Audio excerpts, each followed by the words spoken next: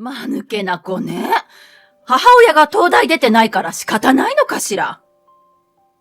義母がいやらしい笑みを浮かべながら娘に言い放つ。何を言われても我慢してきたけど、娘を嫁いびりの道具に利用しようとするなら話は別だ。娘を傷つけるようなおばあちゃんは必要ない。完全に頭に血が上った私は、心の中の拳を思いっきり振り上げた。私はひろみ。パートをしながら小学1年生の娘を育てる35歳だ。夫の陽太は医療関係の仕事についているため忙しく、家事や育児は私がメインでやっている。娘は可愛いし、夫も感謝してくれるので、今の生活に特に不満はない。ただ一つ、義母のことを除いては。ある平日に義母がどうしても病院まで連れて行ってほしいというので、パートが休みだった私が車で迎えに行った。待合室で時間を持て余していると、隣に座っている義母が肩をついてきた。ねえ、ひろみさん、ここのクロスワードに入る文字何かしら？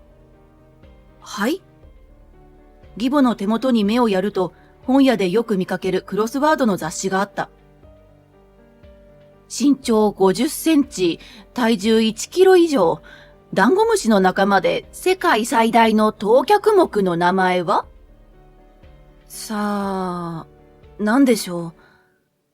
答えられない私を見て義母はにんまりする。こんなのもわからないの？正解はダイオウグソクムシよ。ダイオウグソクムシ。そうなんですか。ひろみさんは物知らずね。お姉ちゃんは答えられたわよ。やっぱり東大生は違うわね。はあ。ご機嫌で私をけなす義母に心底呆れる。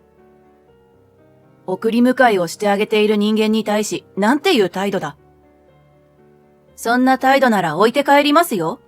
と言いたい気持ちを無理やり飲み込んで、私はため息をついた。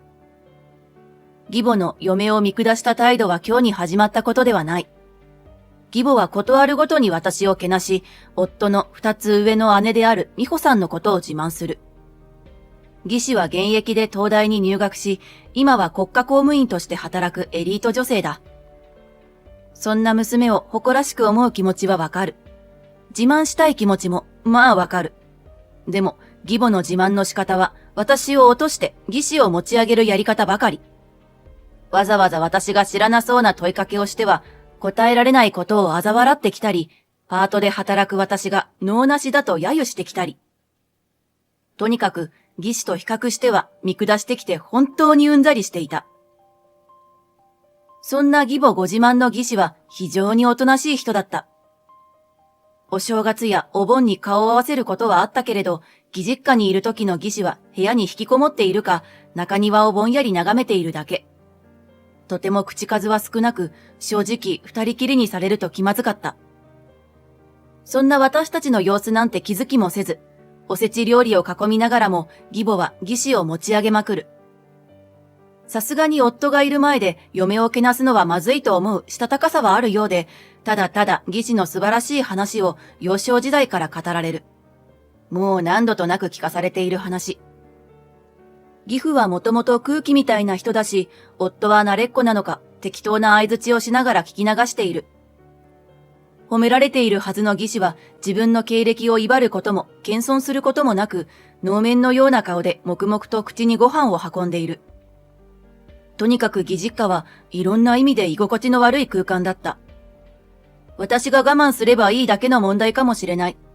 それでも義母にこき使われるのも見下されるのもいい加減我慢の限界になってきていた。そんなある年のお盆休み、夫の仕事に合わせていつも通り義実家に帰ると、やはり義士も帰省していた。みんなでリビングのテーブルに座りお茶を飲む。義士は相変わらずぼんやりとテレビを見ている。一方、娘は義母にあれこれ話しかけ、義母もそれをニコニコ聞いてくれていた。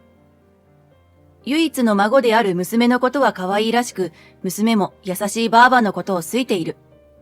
だからこそ、義実家訪問を断れないのだけど。そういえば、かなちゃんは1年生になったのよね。お勉強はどうかしら？テストは100点取れたの？義母が娘に尋ねる。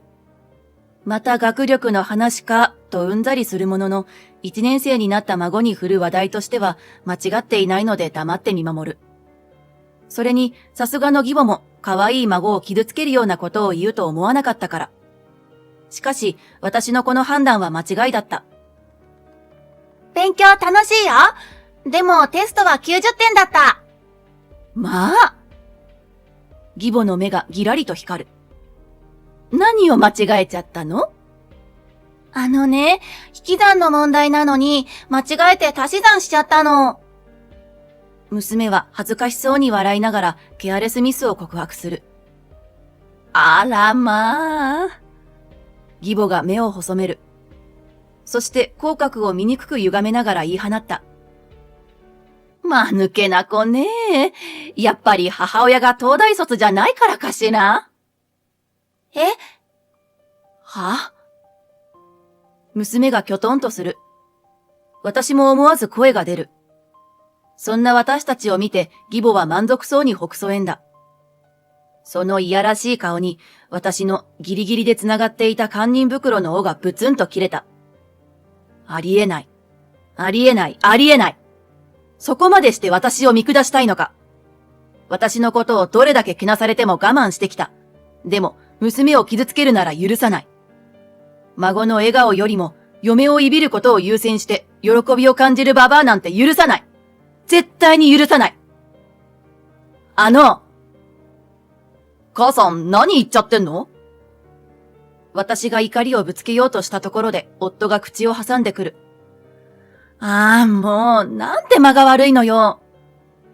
心の中で振り上げた拳をジタバタさせながら夫を睨む。そんな私の視線にも気づかず、夫は大真面目に義母の間違いを訂正しようとする。嫁も娘もめちゃくちゃ頭いいんだよ。姉ちゃんよりすごいんじゃないかな。義母が鼻で笑う。ヨタ。嫁と娘をかばいたい気持ちは素晴らしいけど、嘘は良くないわ。あなたまで世間知らずだって恥をかくわよ。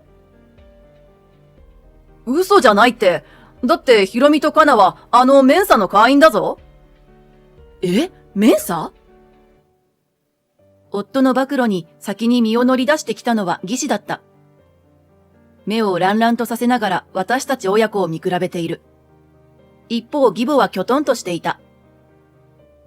メンサー？メンサーじゃなくてメンサだ。どうやら義母はメンサを知らないらしい。メンサとは世界中で IQ が高い人だけが入れる団体だ。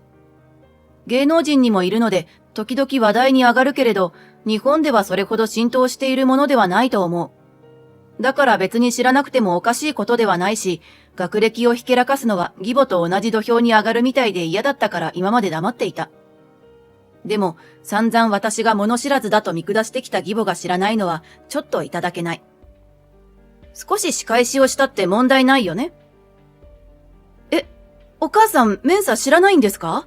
エリートなお姉さんの母親なのに？私が驚いたような顔をして義母を見るとカチンときたようだ。知ってるわよ。あれよね。あれ。そうですよね。お母さんが知らないわけないですよね。あれですよ。沖縄にいる守り神。そうそう。沖縄の、シーサーよね。母さん、シーサーじゃなくてメンサだって。知ったかぶりするなよ。夫が半笑いで突っ込む。私におちょくられたと気づいた義母がものすごい形相で睨んできた。そんな義母を無視して義士が喋り始める。メンサは世界中で IQ が高い人しか入れない団体よ。それにヒロミさんもカナちゃんも入会できたの？まあ。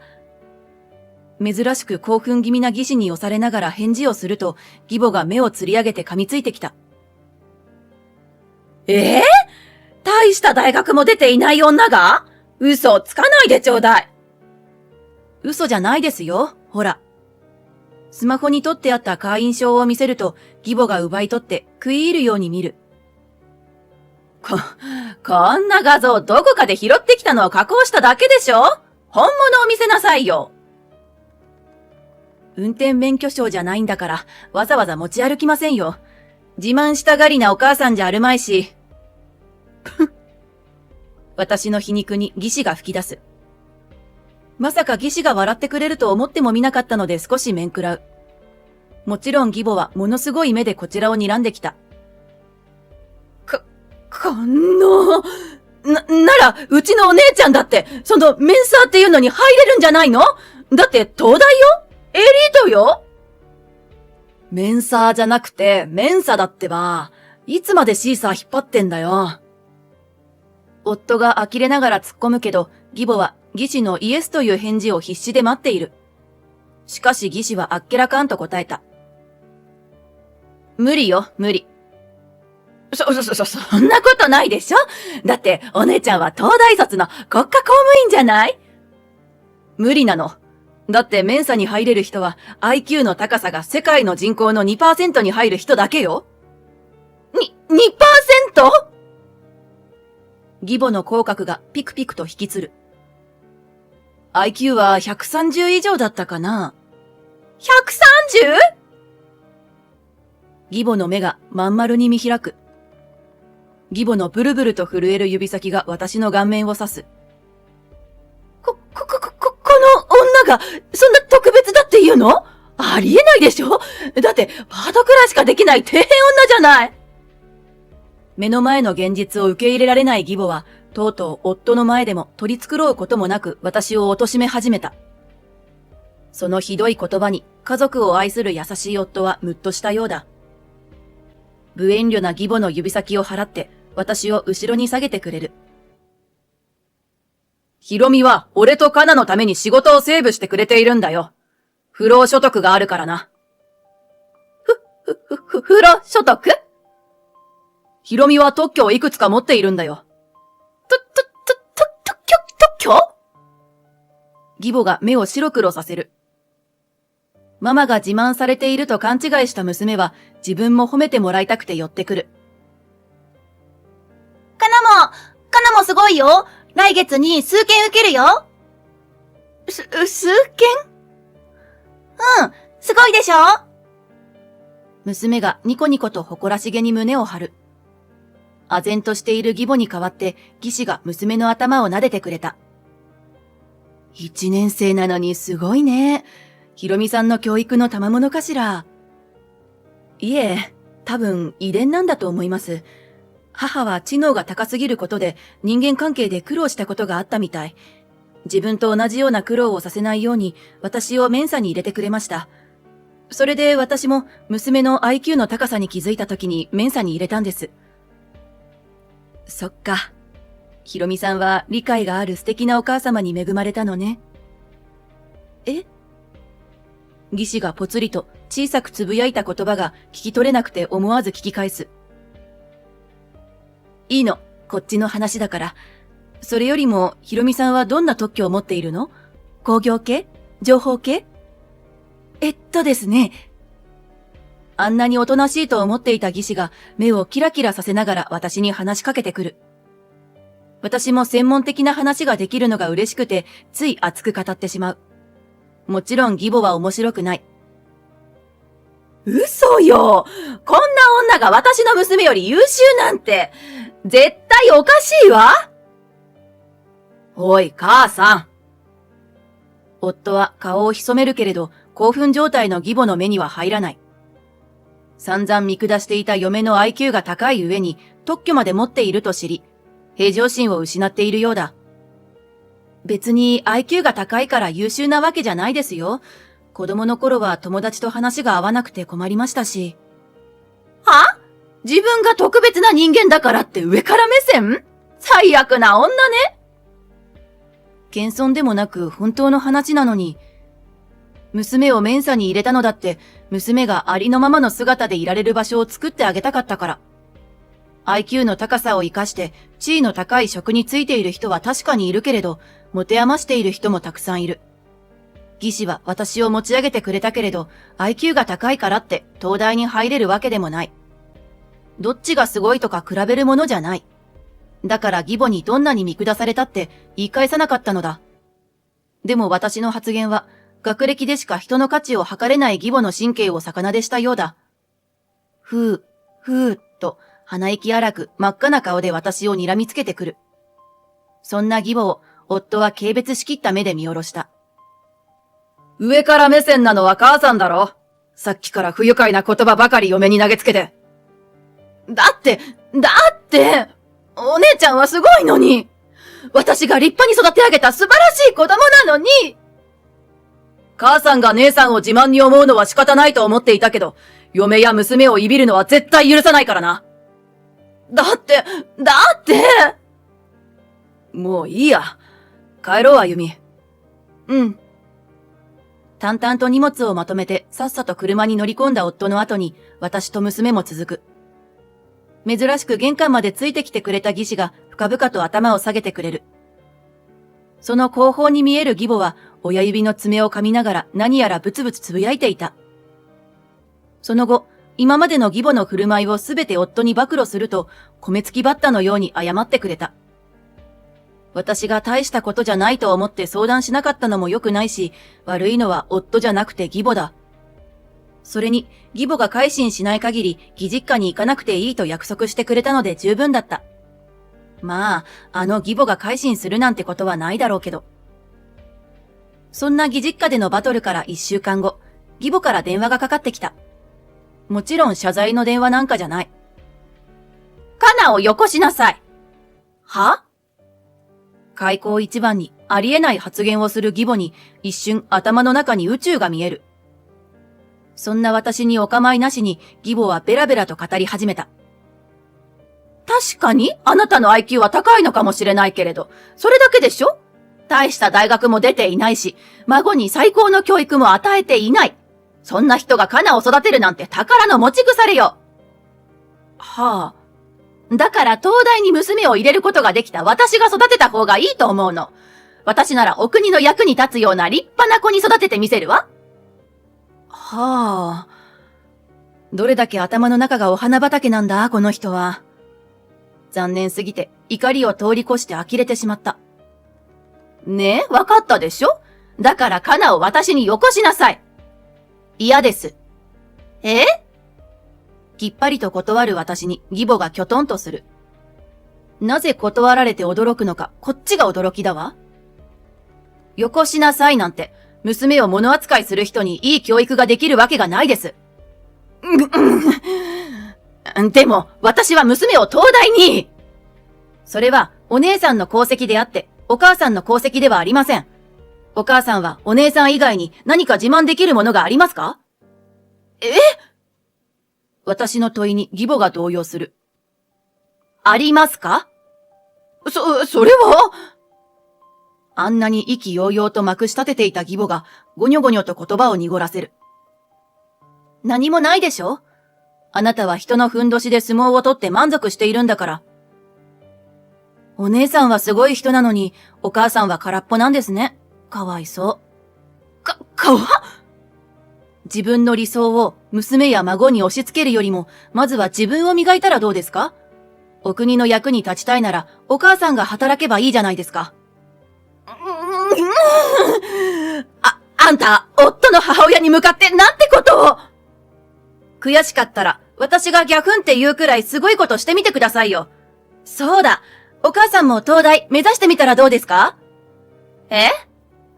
優秀なお姉さんを育てて、カナのことも東大に行かせられるって言うなら、当然お母さんも入れるでしょ？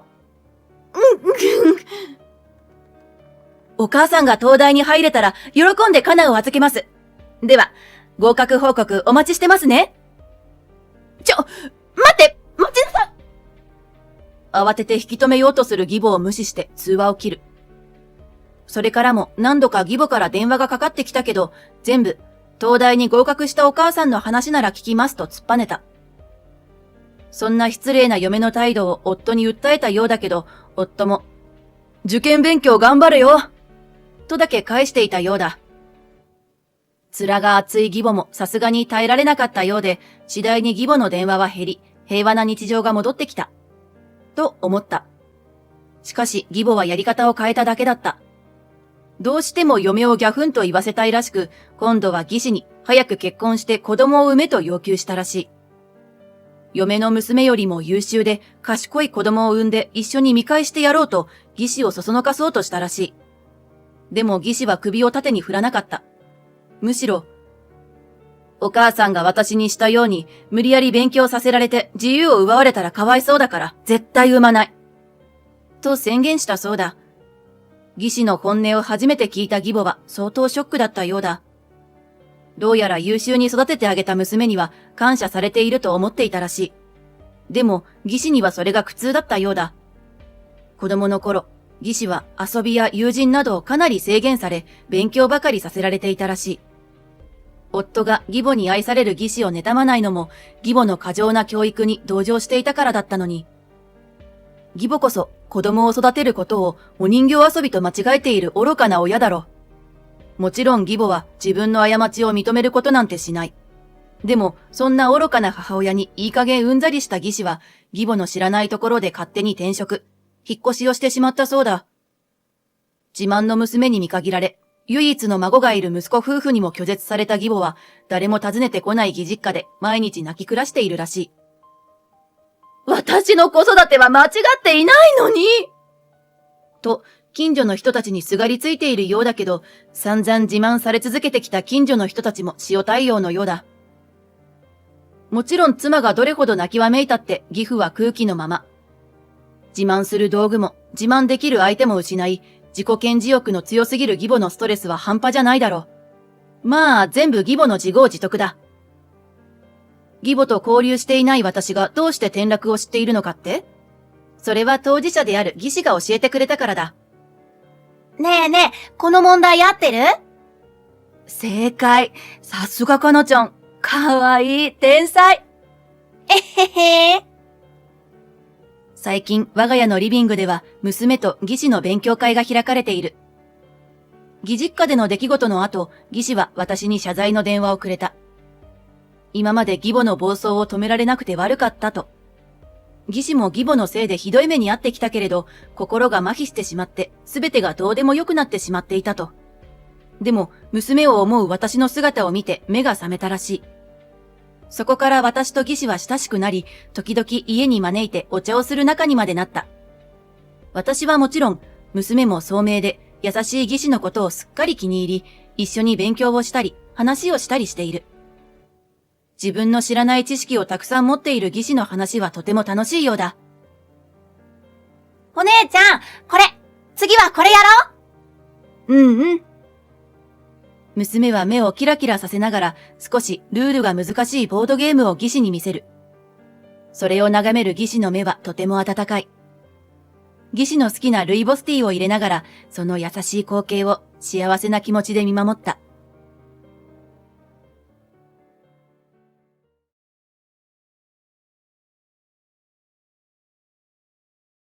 そんなブスで出来が悪いやつ、全然俺に似てない。どうせ俺の子供じゃないんだろ？そう言って、出来のいい息子ばかりひいきする夫と姑。中学を出たらすぐ働けと、娘の高校入学のために揃えたものはズタズタにされてしまった。もう耐えられないと、私は息子と娘、三人で逃げ出した。私は香織、夫と息子、娘と暮らす、どこにでもいる35歳の専業主婦。息子の後期は、親の自分が言うのもなんだが、幼い頃からはっきりとした目鼻立ちで、よく女の子に間違われるような可愛らしい容姿をしていた。よくママ友から、息子くん、あの芸能事務所に入れるよと言われていたほど。それでいて性格は優しく穏やかで、利発で賢い子だった。3歳の頃にはもう大人と普通に会話できるようになっていたと思う。一方、妹の葵は、親の私から見れば世界一可愛い娘であることは間違いない。だが、一般的に言われる可愛らしい女の子とは程遠い見た目をしていた。ぽっちゃりとした体型、ぷっくりした方に切れ長の人への目は埋もれ、髪はチリチリ。成長はゆっくりで言葉を発するのも遅く、運動も苦手のようだった。それでも私は娘も息子も世界一愛していたし、自分のペースでゆっくり成長してくれればいいと思っていた。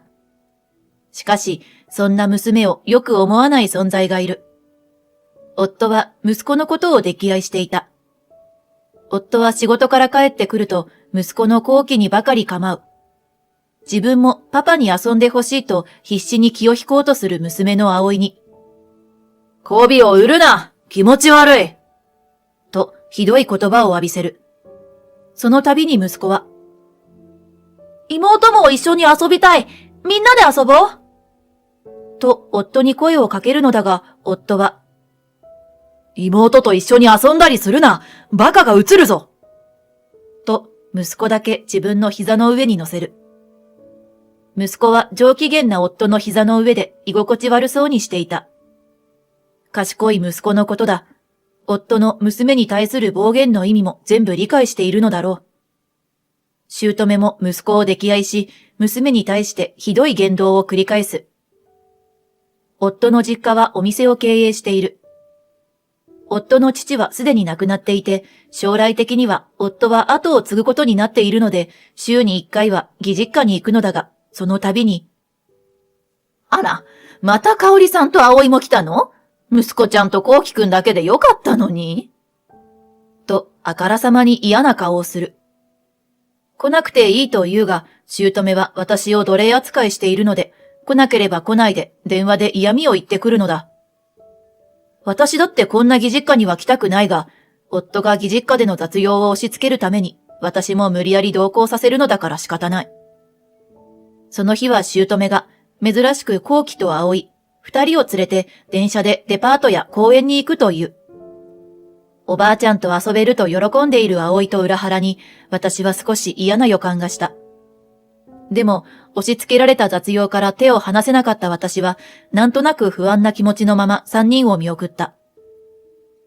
夕方頃、姑は遊び疲れて眠ってしまった幸輝をおぶって帰ってきた。ああ、重かったわ。幸輝くん大きくなったのね。そう嬉しそうに話す姑。しかし、どこにも葵の姿が見えない。お母さん、葵はどこですか？まさかと思い尋ねると姑は、知らないわよ。二人とも眠そうにしてたから。二人は背負えないから幸輝くんだけおぶって、葵には自分で歩いてついてきなさいってちゃんと言ったわ。そう悪びれず答える。私は全身の血の気が引いていくのを感じた。すぐさま玄関のサンダルを突っかけて駅に向かって転がるように走った。まさか、まだあんな小さな子供を置き去りにするなんて。どうか無事であってほしいと祈りながら駅前の交番に飛び込んだ。ママー！その瞬間、泣き声が私の耳に響き、葵が私の胸に飛び込んできた。全身の力が抜ける。おまわりさんは、よかった。この子のお母さんですか？駅で泣いてるところを保護されたんですよ。小さい子から目を離したらダメですよ。そう言って娘に、お母さんが迎えに来てくれてよかったね。と言い、頭を撫でた。私は何度もおまわりさんに頭を下げ、葵の手をしっかり握って帰路に着いた。その道中、葵は拙い言葉でぽつりぽつりと話した。葵ちゃんね、眠かったの。駅でばあばが寝ていいよって言うからベンチで寝たの。起きたら誰もいなくて泣いちゃったの。ごめんなさい。怒ってる？怒ってないよ。怖い思いさせてごめんね。私の顔色を伺いながら話す葵に、私は思わずぎゅっと抱きしめた。義実家に戻ると、葵の姿を見て、姑と夫はため息をついた。なんだ、見つかっちまったのか。残念そうに言う夫に思わず。あなたは、自分の子供がどうなってもいいって言うの？と怒鳴ってしまった。夫は悪びれる様子もなく、逆にとんでもないことを言い出した。別にそいつがどうなっても構いやしないさ。そんなブスで出来が悪いやつ、全然俺に似てない。どうせ俺の子供じゃないんだろ。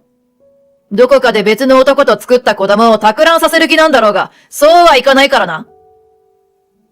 それを聞いて姑も、そんなどこの馬の骨とも知らない子供、見つからなくても構わなかったのにね。と、ケラケラ笑った。浮気なんてしていません。この子は正真正銘あなたの子ですよ。浮気の証拠なんてあるんですか？私はそう訴えたが、全く俺に似ていない。出来が悪くて見た目も悪いそいつがまさに浮気をした証拠だ。と鼻で笑われるだけだった。それから私と娘は義実家に行かなくなった。夫にどれだけ叱責されても、電話でどれだけ姑に嫌味を言われても、葵を守るためにじっと耐えた。後期は私たちが夫と姑にされている仕打ちに気づいていた。俺も行かないってなると、おばあちゃんの機嫌が悪くなるからさ。俺は一人でも平気だし、行ってくるよ。母さんと葵は何の心配もしなくていいからね。そう言って葵の頭を撫でる後期。後期に申し訳ないと思いつつ、私たちは家に残った。後期は本当に優しい子だ。気分屋の姑の相手は大変だっただろうが、持ち前の明るさと人懐っこさでうまくやってくれていた。何度も離婚しようと思ったが、専業主婦で何の資格もない私が、後期と葵を養っていけるとは到底思えず、ただこの生活に耐えることしかできなかった。そうして、私と葵は実質義実家と絶縁状態で数年が過ぎた。後期はすでに社会人になり、葵は来年高校入学という年になった。高校の制服や新しいカバン、教科書などを揃えて春からの高校生活を楽しみにしている葵。夫の葵に対する言動は相変わらずだったが、もう私も葵も構わないことにしていた。お兄ちゃんとお母さんが味方ならそれでいいの。葵がそう笑うたびに胸が痛む。それでも新しい生活を楽しみにしている葵に私も明るい気持ちになった。しかし事件が起きてしまう。夫が葵の新しい制服や教科書を見て大激怒したのだ。なんだこれは！まさかお前、高校に進学するつもりなのか？実の子供でもないお前をここまで育ててやったんだ！中学を出たらすぐ働け！今までにかかった金を返せ！こんなものすぐに捨てろ！そう叫んで、教科書をビリビリに破り、制服を引き裂き、連日降り続けた雨でぬかるんだ庭に投げ捨てた。母さんにも説教してもらうからな。そう言って義実家に電話した夫。電話を受けた姑は待ってましたとばかりにすぐ飛んできた。あんたみたいな子がうちの息子のお金で高校に行こうなんてふざけるんじゃないわよ。中学まで出してもらっただけでもありがたく思いなさい。卒業したらすぐ働きなさい。お給料は全部うちに入れるのよ。香織さんも浮気して作った子供をここまで養ってあげたんだから感謝してほしいわ。姑が楽しそうに言う。お前と不出来な娘よりも跡取りの息子の方が大事なんだからな。出来も悪い、見た目も悪いお前たちは息子に悪影響しかない。出て行け。私と葵は夫と姑の暴言を庭に放り投げられた制服や教科書を拾いながら聞いていた。雨に打たれて二人ともドロドロだった。雨が髪を濡らし、雫が顔を伝う。もう顔もぐちゃぐちゃで、雨の雫なのか涙なのかわからなくなった。息子はすでに家を出て別で暮らしている今、この二人を止めることのできる人はどこにもいない。私と葵は顔を見合わせた。ここまでされて、この家に残っている理由なんてないと、お互いの気持ちが一つになった。それから私と葵は最低限の荷物を持って家を出た。夫と姑は厄介払いができてちょうどいいとあっさり離婚に応じた。行くあてもなかった私たちは後期を頼った。ドロドロに汚れた私たちを見て驚いていたが、すぐに状況を察して家に入れてくれた。後期はシャワーと着替えを貸してくれて、温かい飲み物を出してくれた。少し落ち着いた私たちは、これからのことを話し合う。さっき父さんから連絡があったよ。母さんと離婚したから、二人がうちに来ても絶対あげるなって。もう他人だからって。俺には今すぐ会社を辞めて店を継ぐように言ってきたよ。俺はあんな店継ぐつもりないんだけど。父さんもばあちゃんも嫌いだし。そう言った後期に胸が痛くなった。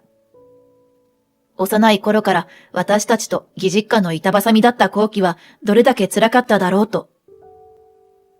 それでも父さんと母さんが夫婦で、葵があの家にいる間は我慢しようと思ってたんだ。でも、もうその必要がなくなったってことだよね。後期はにやりと笑う。葵、学区が変わってもいい？俺今度転勤になって違う県の支社に行くからさ。みんなでそっちに引っ越そうよ。もちろん父さんとばあちゃんには内緒で。あんな店潰れればいいよ。そう楽しそうに話す後期に、葵は、もちろん行くと大はしゃぎだ。私は昔から後期に頼りっぱなしだと申し訳なく思いながら、それが最善の道だと一緒についていくことにした。それからは流れるようにことが進んだ。数週間後には新しい土地で新しい暮らしが始まっていた。葵は本当はとても優秀であったことを夫や姑は知らない。ちょっと人より成長が遅かっただけ。試験なんかはすごく得意なのだ。引っ越した先で難関と呼ばれる高校に一発で合格することができた。私と葵の携帯電話は解約したので、夫と姑とは一切連絡を取っていない。向こうの動向を探るために、後期だけ連絡が取れる状態にしてある。全くの音信不通にしてしまうと、死に物狂いで探される可能性があるから、ガス抜きできる場所があった方がいいという後期の提案だ。それからさらに10年が経った。葵も成人し、後期は会社でそこそこの役職に就き、私たちはそれぞれ別々の場所で暮らしている。今日は久しぶりに家族揃っての食事会の日だ。私もいつもよりおしゃれをして待ち合わせ場所で二人を待つ。すると突然。香りなのか？と声をかけられた。ああ、本当だわ。香織さんよ。そこにいたのは、すっかり髪が薄くなり、だるまのように肥えた元夫。そして、髪は真っ白、腰が曲がり、物語に出てくる魔女のような元姑。二人の外見はまさに異様で、周囲の人々は二人を避けているようだった。香織、10年もどこに行ってたんだ？心配したんだぞ。俺と母さんが葵のことを浮気相手との子供だって言ったのを怒っているのか？お前が浮気してたことは許してやるから戻ってこい。葵と後期にもずっと会えてない。俺の子供たちは一体どこにいるんだ？元夫は口の端に泡を吹きながらまくし立てる。まるでカニだ。見た目はだるまなのに。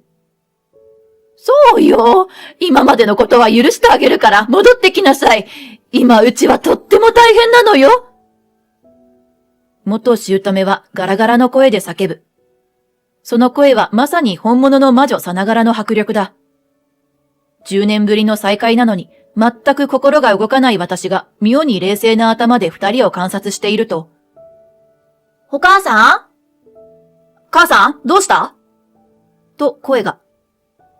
そこにはやり手の会社員といった爽やかな風貌の男性と可愛らしいワンピースに身を包んだすらりとした素敵な女性がいた。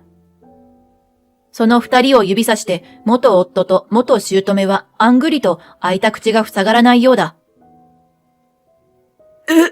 まさか、後期と葵か？そうだけど、父さんとばあちゃんなんでここにいるの？後期はそっけなく答える。やっぱりそうか。いやー、二人とも立派になったな。葵なんて一瞬どこのお嬢さんかと思ったぞ。すっかり見違えたな。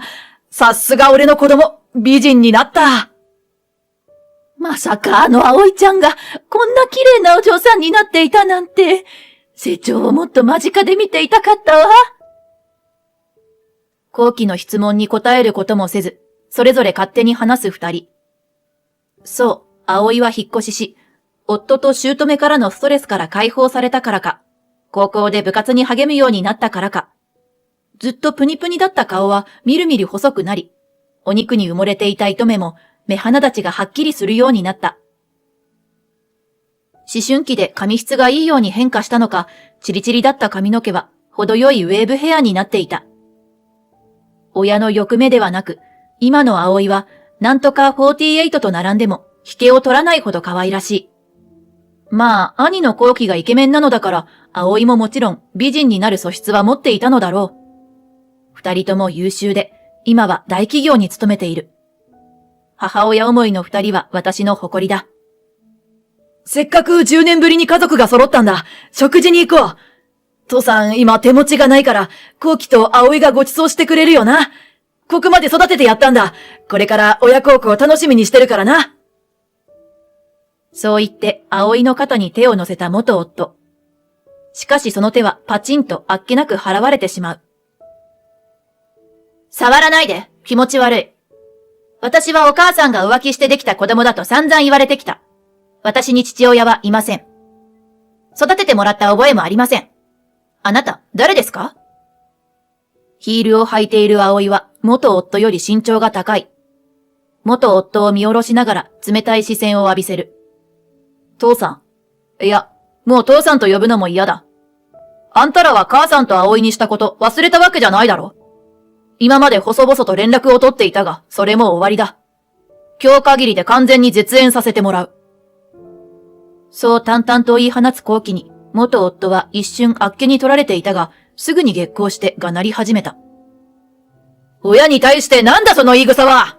葵、お前はすぐ家に戻って、近所の大企業の息子と結婚して、うちの店とのつながりを作れ！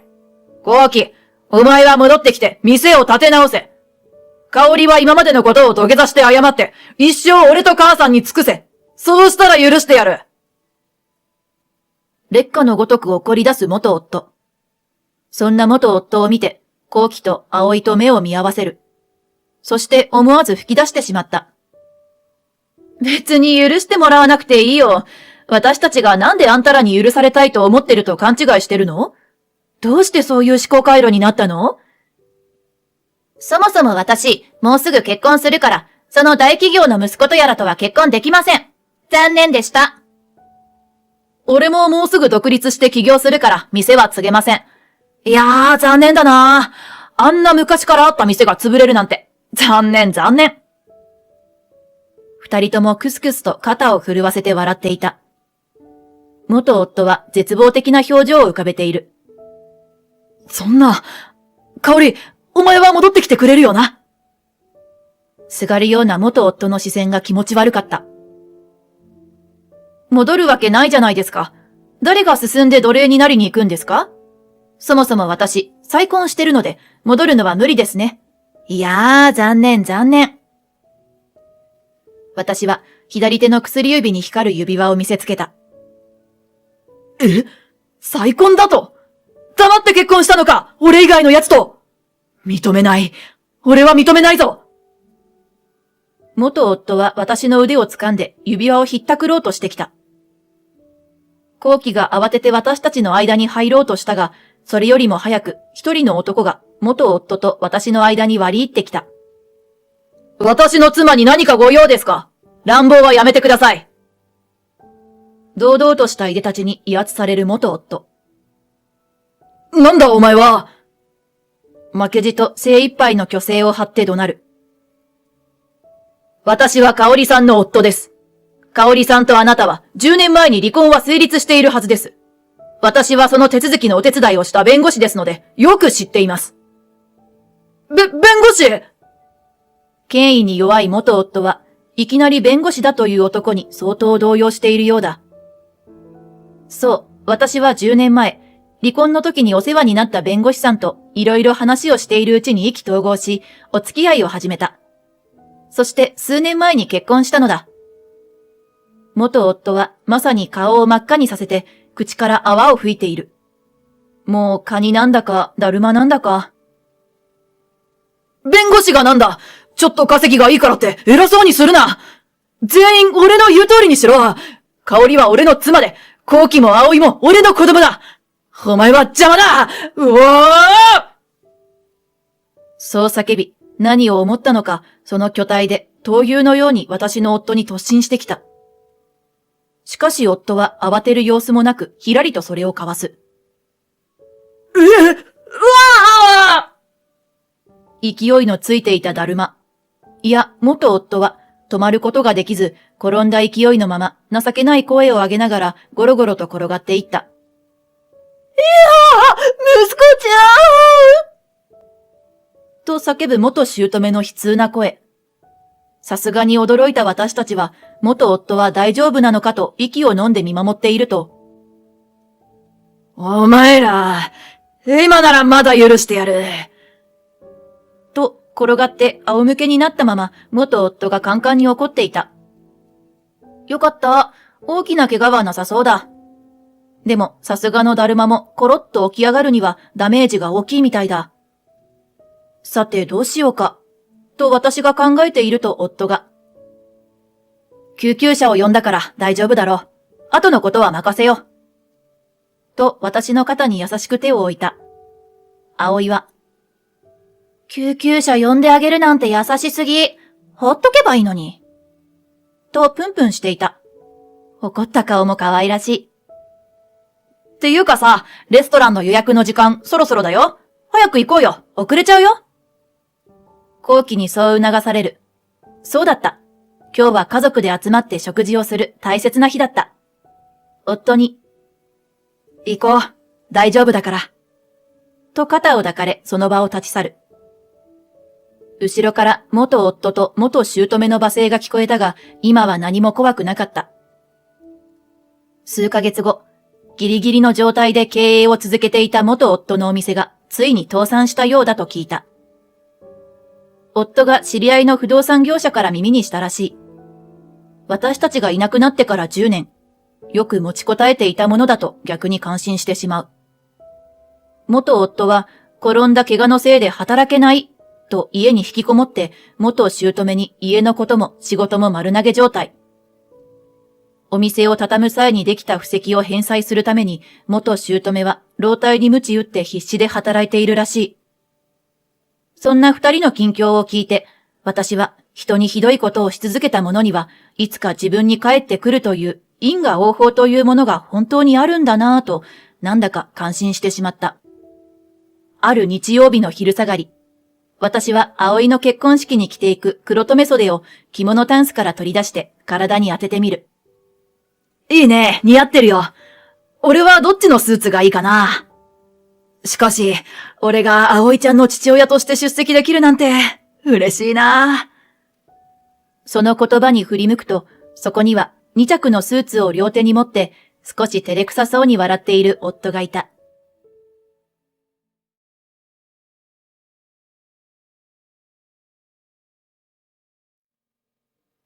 Husband, you're cheating on me. When a female college student suddenly appeared before me and told me this, my eyes went blank. The female college student showed me a photo of my husband happily entering a hotel with another woman. I can't believe he's deceiving me, who is only 1 month old, and doing something like this. I'll make sure to erase all of the smiles in the photo. I'm Masami, 25 years old. Before I got married, I was an announcer at a local TV station. My husband, who is 5 years older than me, is a salaryman who worked at a company where I went to do interviews when I was an announcer. He approached me enthusiastically and we got married less than a year after we started dating. Before we got married, he had planned to continue working, but after we decided to get married, he was completely against me continuing to work. Misunderstandings are the first step to divorce. On top of that, he had told me that being an announcer, a job that exposes you to the public eye, is dangerous in many ways, and I had my own reasons to think about it, so I quit my job at the TV station when we got married. And I got pregnant easily in the first year of our marriage. I'm enjoying my pregnancy now, but I'll be late again today because I'm going to be back. Okay. Have a nice day. Good luck with your work. Masami, what are your plans for today? I'm going to the supermarket today to do some shopping. Oh, that's right. I was thinking of taking the train to the department store to look at baby supplies. It was a peaceful morning send-off. He suddenly raised his eyebrows when he heard about my seemingly trivial plans. The department store. And I'm going to take the train and walk downtown? Huh, yeah. Because if I don't get it done now, it'll be inconvenient after the baby is born. No, it's dangerous. The department store is right next to my office, so I'll go buy it. What? I want to take my time choosing. When I complained, Yuto made a stern face and grabbed both of my shoulders. Listen, Mommy, your body isn't yours alone right now. I want you to be more aware of that. You can also buy groceries from the online supermarket. You never know what might happen, and it's best not to leave the house as much as possible. But pregnant women should move around too.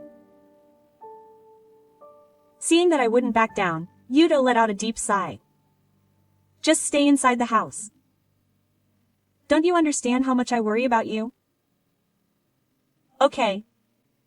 Anyway, I'll try not to go out today, so if you don't go, you'll be late. I'm glad you understand. If you go out somewhere, the surveillance cameras in every room will find out right away. Well then, I'll go. When I gave in, my husband's expression brightened up and he went out. I think my husband's protectiveness is a bit too much. He's placed surveillance cameras all over the house since I got pregnant. Apparently he's watching everything on his smartphone. When I got annoyed once and turned off the camera, he called me furiously. At that time, he persistently asked if I was home, and if I was, he told me to turn the camera on right away. He was so rude that I started to worry that my husband's overprotectiveness and concern were abnormal. If we don't talk about it, I'll be mentally unstable living this restrictive life. The audio wasn't picked up. After seeing my husband off, I let out a deep sigh and muttered to myself.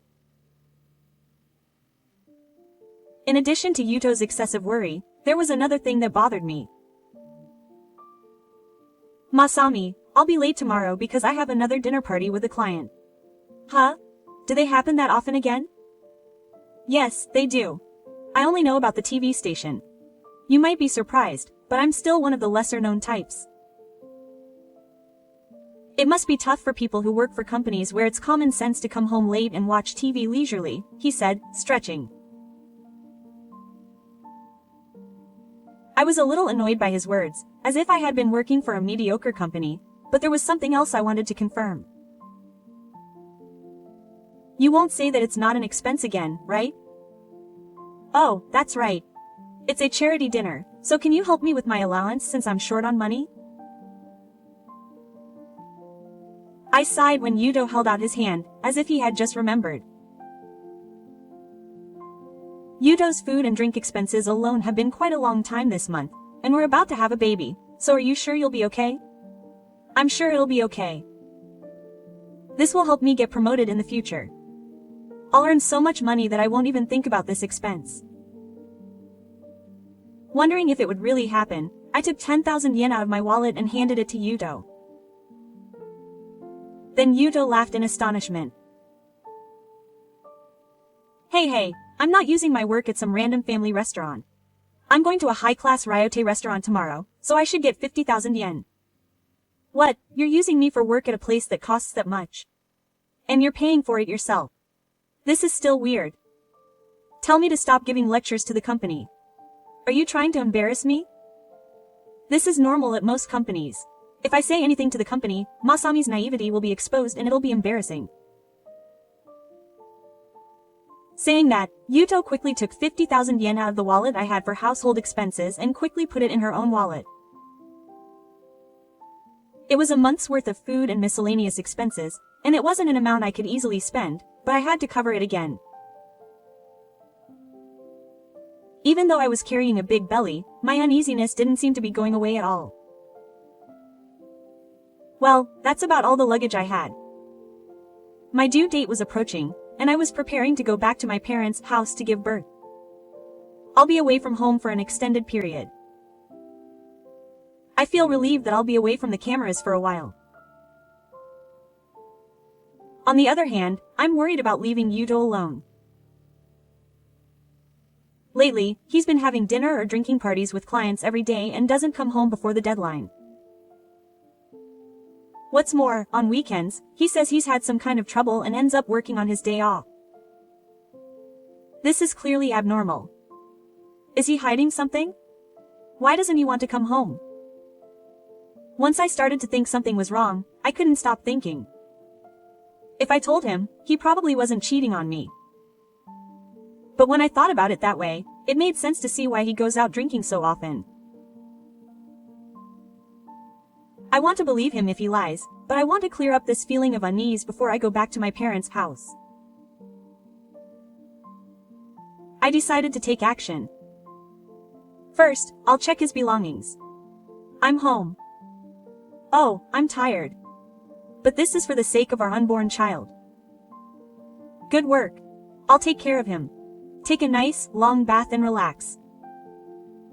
My husband came home late again today, brazenly showing off how much he's worked for the family.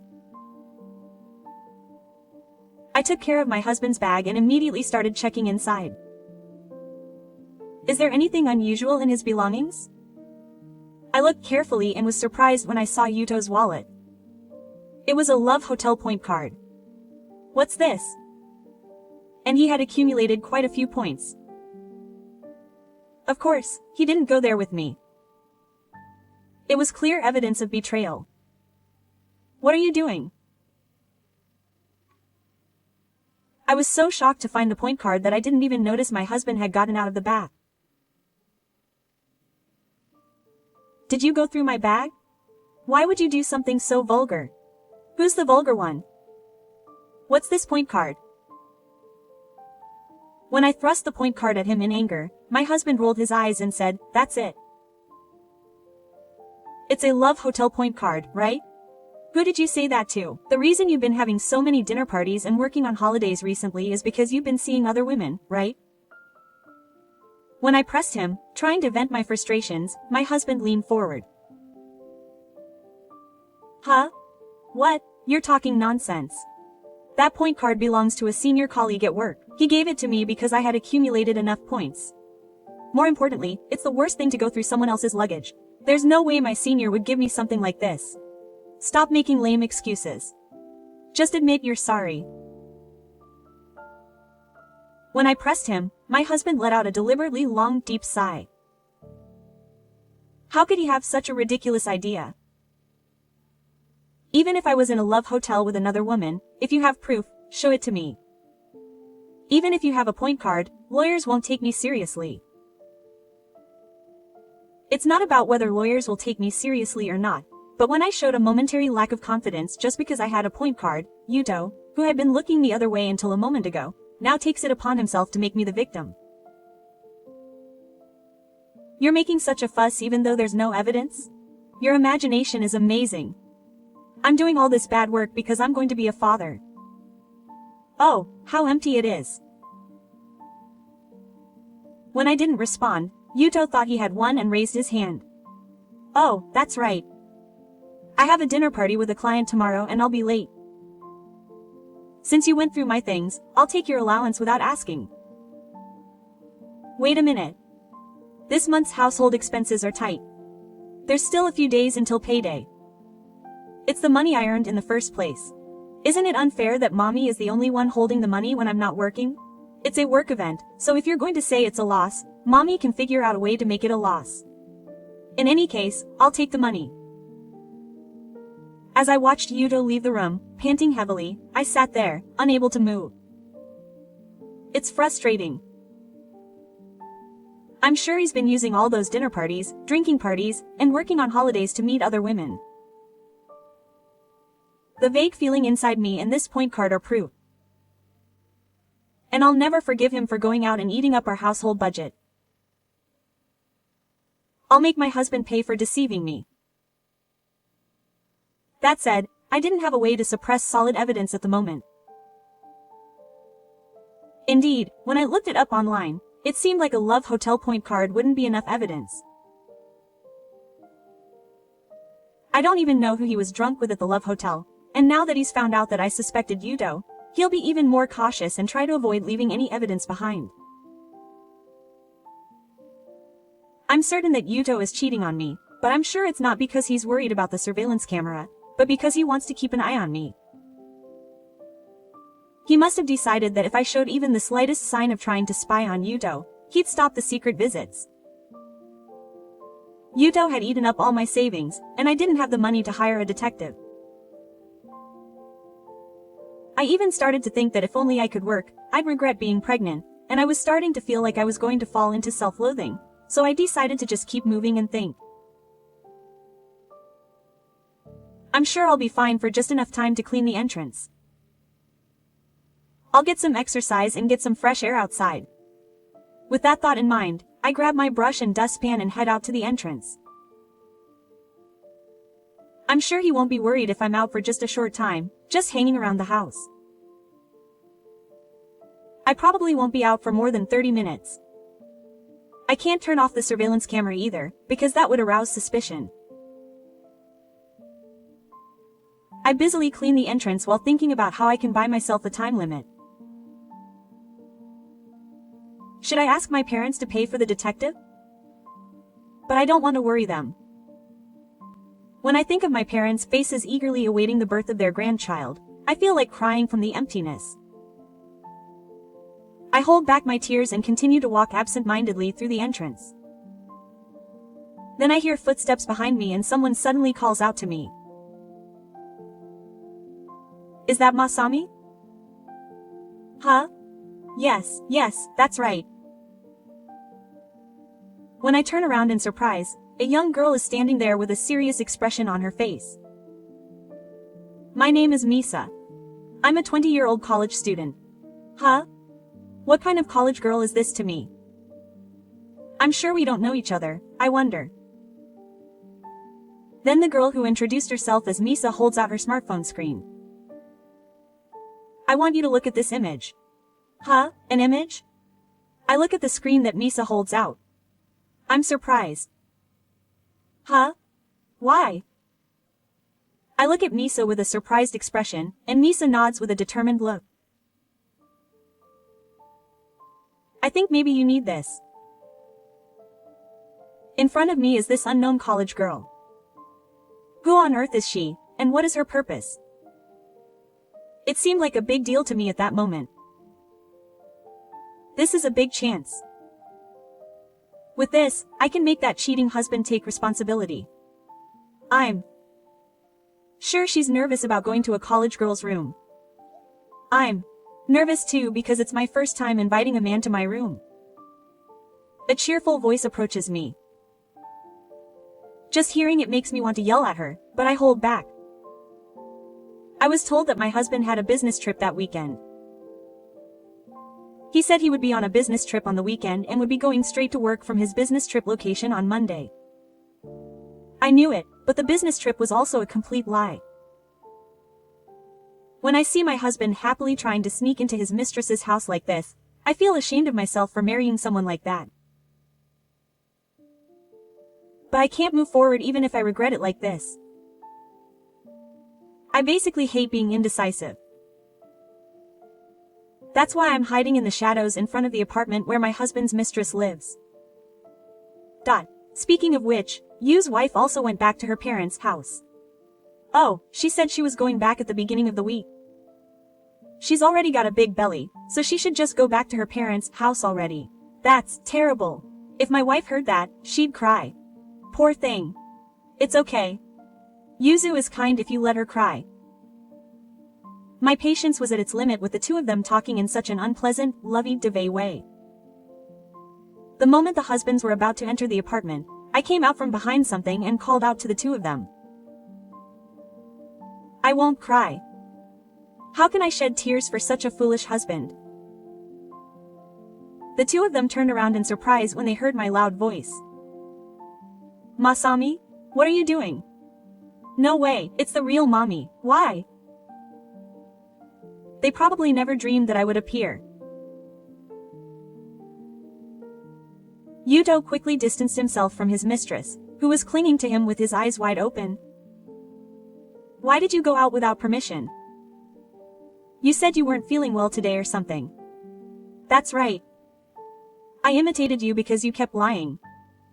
I'm feeling perfectly fine. I'm always being watched by a surveillance camera to make sure I'm at home. That's why I didn't get up this morning when Yuto woke up next to him and said I wasn't feeling well. When Yuto left the bedroom to tidy up, I stuffed cushions into the futon to make it look like I was in bed. I hid in the closet of my bedroom. Yuto checks the surveillance camera every day after he gets to work. In the short time that Yuto had to commute to work, I quickly got my house ready, grabbed my things, and escaped outside. Then, with my big belly in my arms, I purposely waited in front of Yu's mistress's house. I think she's an active pregnant woman. When I explained the secret of my escape, Yuto opened and closed her mouth, but she didn't forget to get angry. I can't believe something so old-fashioned. What are you doing, Mommy? Don't you have anything to say? I'll give it back to you exactly as it is. I can't believe it. A 30-year-old man who goes to a college girl's house so casually, even though his own wife is a teenager. What a fool. I said I would shout back, but I kept saying no, no in a low voice, but the mistress standing next to me laughed condescendingly at me. What the heck? You're so desperate. How do you know where I live? A stalker, I'm shocked. I think I'm going to sue. I can't believe his heart is still grinning even in front of his mistress's wife. But it wasn't my job to explain how I knew where her house was. I was the one who told Mommy about Yuzu's house. Her husband's mistress was speechless when she saw the shadow that appeared from behind me.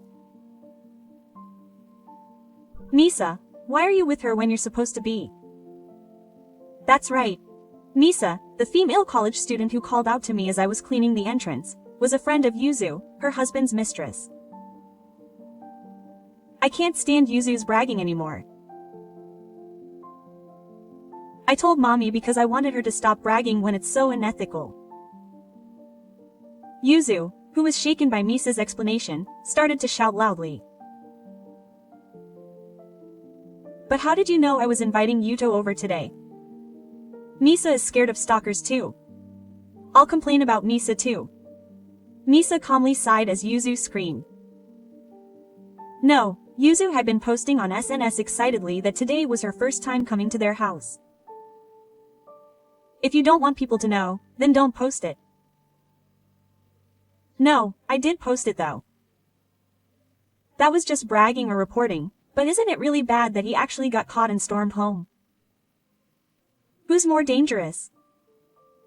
Besides, it's not just today, but every time we've gone to a love hotel, we've posted a photo of the two of us lying in bed. I gave Mommy screenshots of everything and asked her to use them as evidence. The photo that Misa showed me on the day she first met her was a photo of Yuzu and Yuto that Yuzu had posted on SNS. She even tagged the location, and it was perfect evidence that Yuto had been cheating. When she heard that, Yuto, who had been absent-mindedly watching Nariyuki, panicked. Oizu! Why would you post something on SNS? We might get sued. Even if you say it, you're going to admit that you did something that could easily get you sued for damages. You denied it so desperately when I found the loyalty card a little while ago. Yuto acts desperately in front of me as I smile. No, that's not it. Masami is also responsible for this. Because Masami wanted to give birth at her parents' house, I thought she would be lonely, so I got her a girlfriend outside. That's all. Try to argue the exact same thing in court. What do you mean, I'm responsible too? Just give up. When I say it all, my husband starts trembling pathetically. Next to him, Yuzu crosses her arms and lies down. What's wrong? It's not funny that you're getting cocky just because you're a former female anal. I'm not getting cocky at all. I'm just making a legitimate argument. I'm saying that you're getting cocky. Even though she's a former announcer, she's just an unemployed middle-aged woman now. You're probably just jealous of me, a young and beautiful woman who just turned 20. What are you talking about? You're jealous of my market value, aren't you? That's right.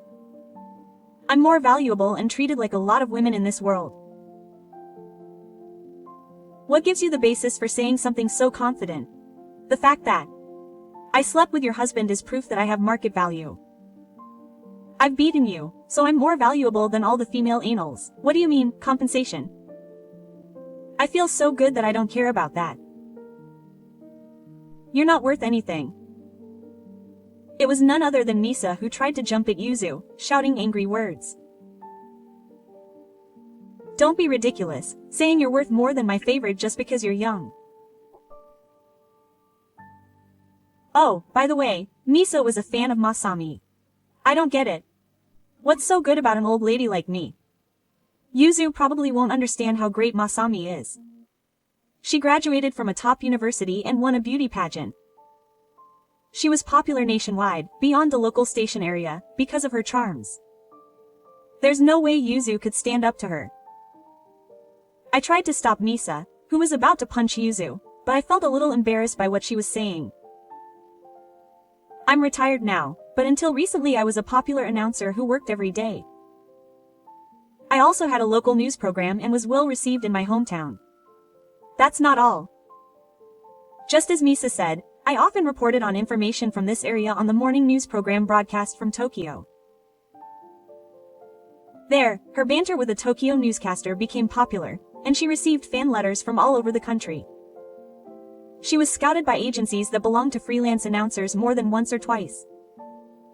Even now, when I walk down the street, people come up to me and say they were my fans. Misa was one of my fans. That's right. She couldn't stand the fact that her university friend Yuzu was bragging to everyone about how she had slept with the husband of that popular announcer, Masami, so she came to my house to provide photographic evidence. Incidentally, it seems that Yuzu had originally told her where her house was.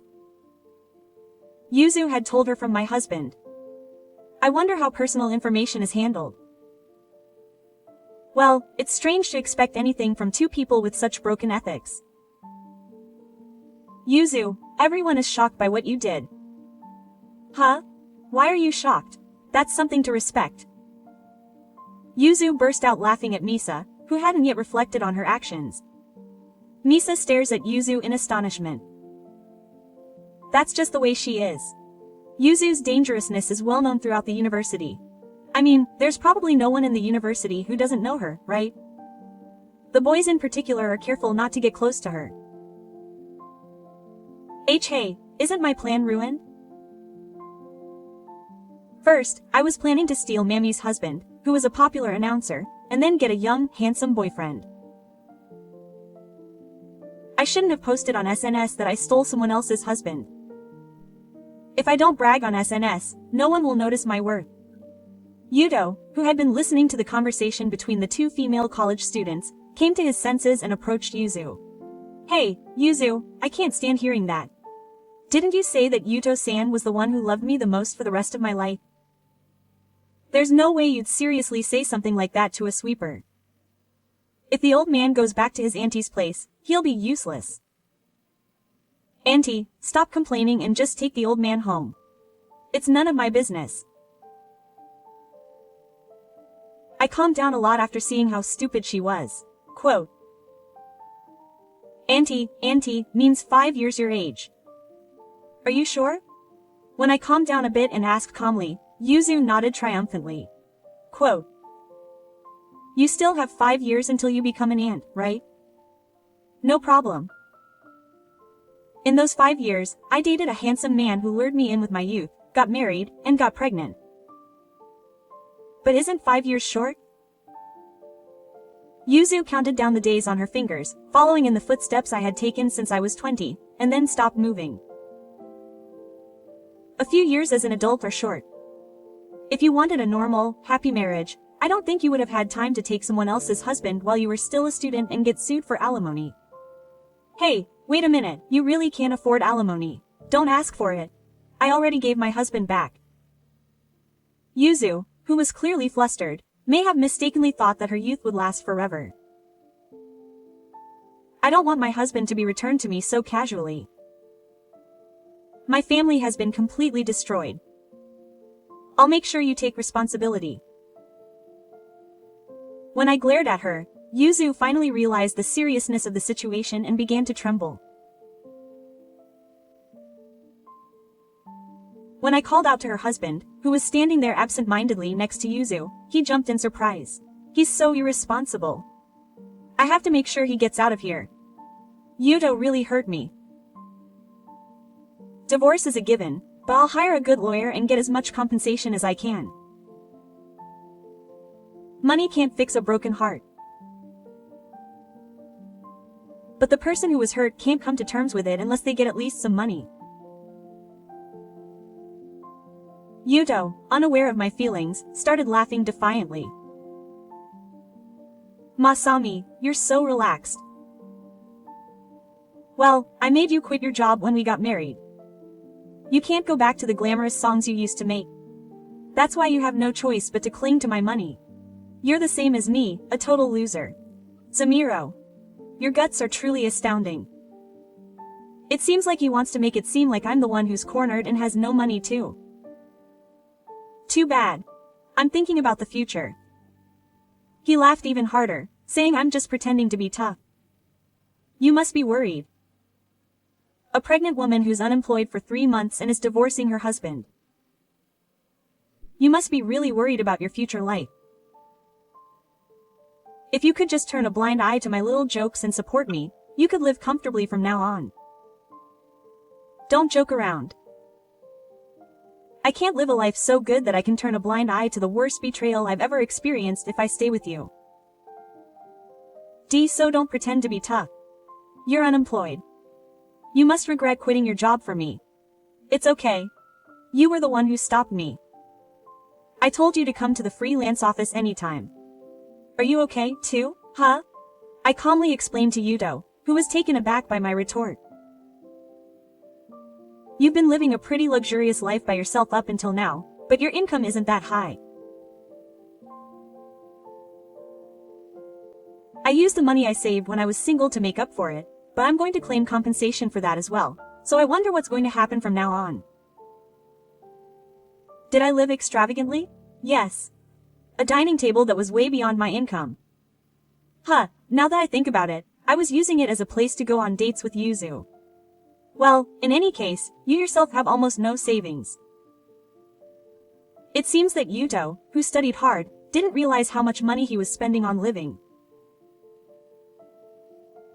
I really regret having to support this guy's life by cutting into my savings. Oh, I may not have any savings either, but it's hard for you to become a freelance announcer either. You have no hope of making any money. You're desperate because you have no choice but to rely on my compensation. He's trying to drag me down to the bottom where he is now. I've come full circle. No, thankfully, I'm not only working as an announcer, I've also been getting work writing magazine columns and modeling jobs, so I plan to work hard once the birth is over safely. A column model? Is mommy really that popular? Seeing my surprise, the one who was even more surprised was Karemi, who was originally a fan of mine. Why don't you, her husband, know?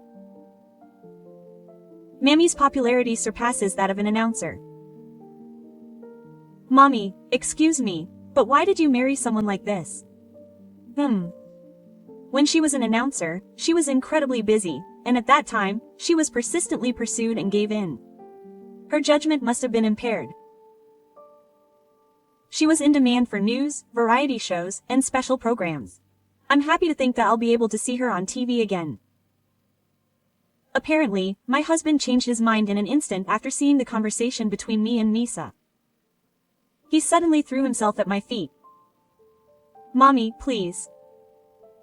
Let me be your manager. I will work hard for you. No way, I'm divorcing Yuto. There's no other choice. Earn the alimony money through your own work. I'm sorry. Please forgive me. I'll be a good father.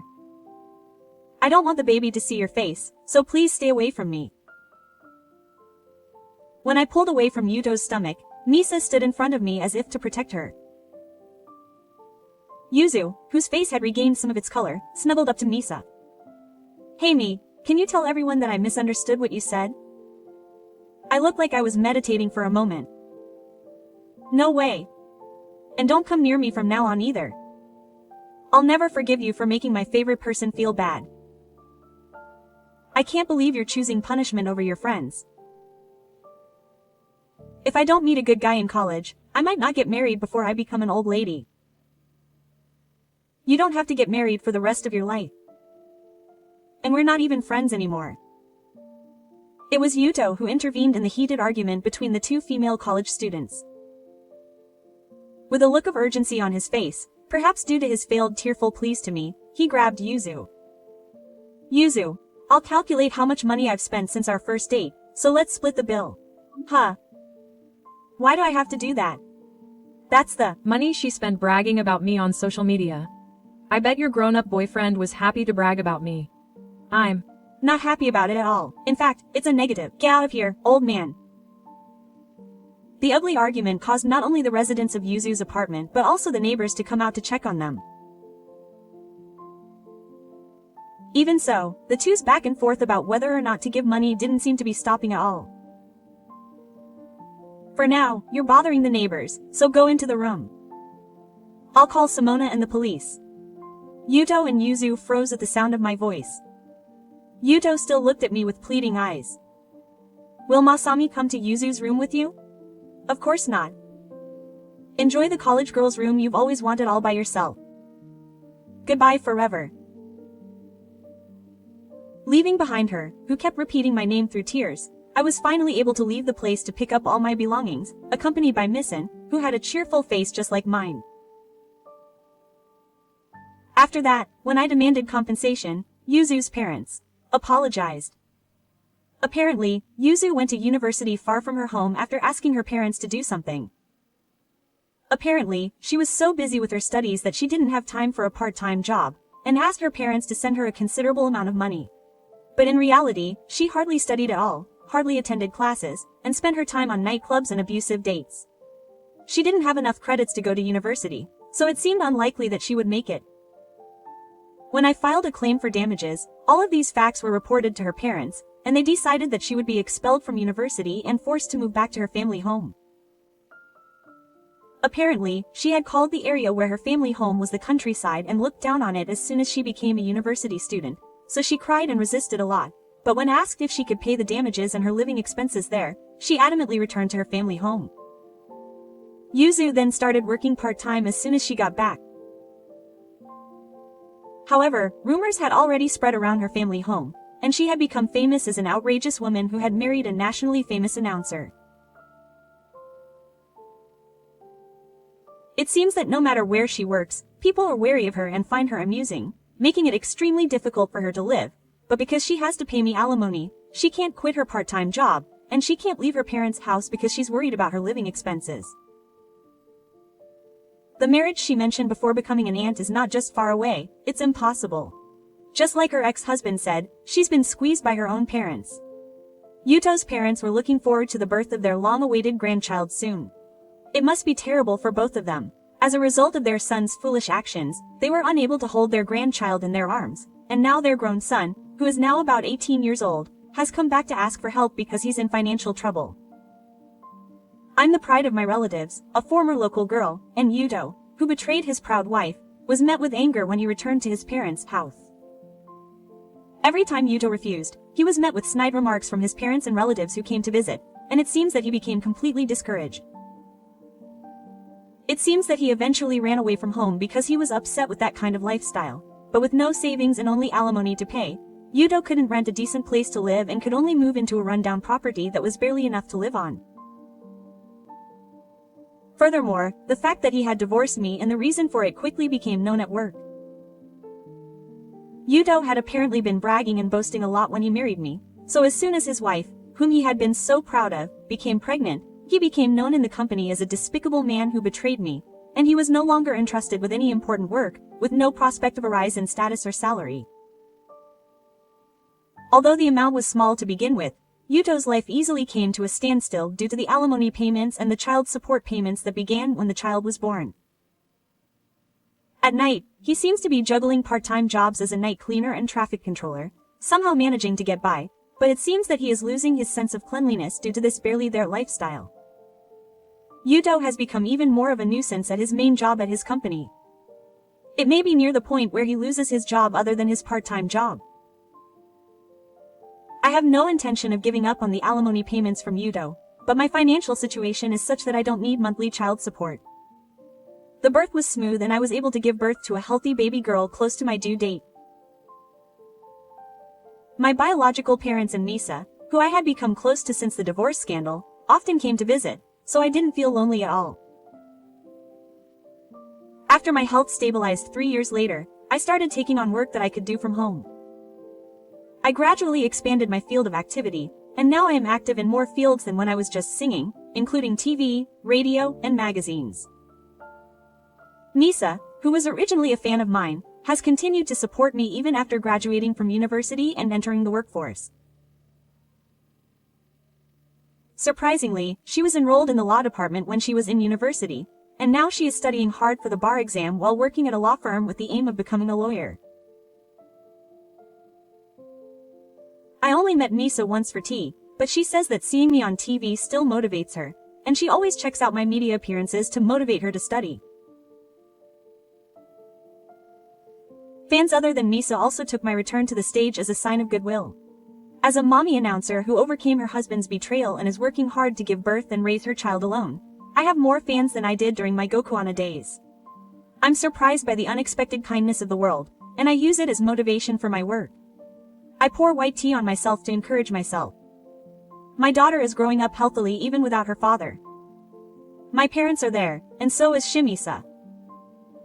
My old friends are also concerned about her in various ways, so I guess she's never at a loss for adults to look after her. I may not have had good judgment when it comes to my husband, but I've been blessed with the people around me, and it seems that my luck at work is excellent. But I want to make sure that I don't take this good luck for granted and that I don't try too hard. In any case, I'm just grateful that my daughter and I can spend another day together in good health.「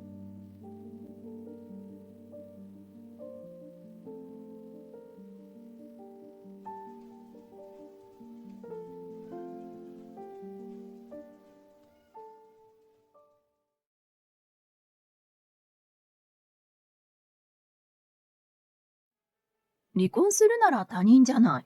家族じゃないのに家に入れるわけないでしょ?」そう言って高笑いをする姑。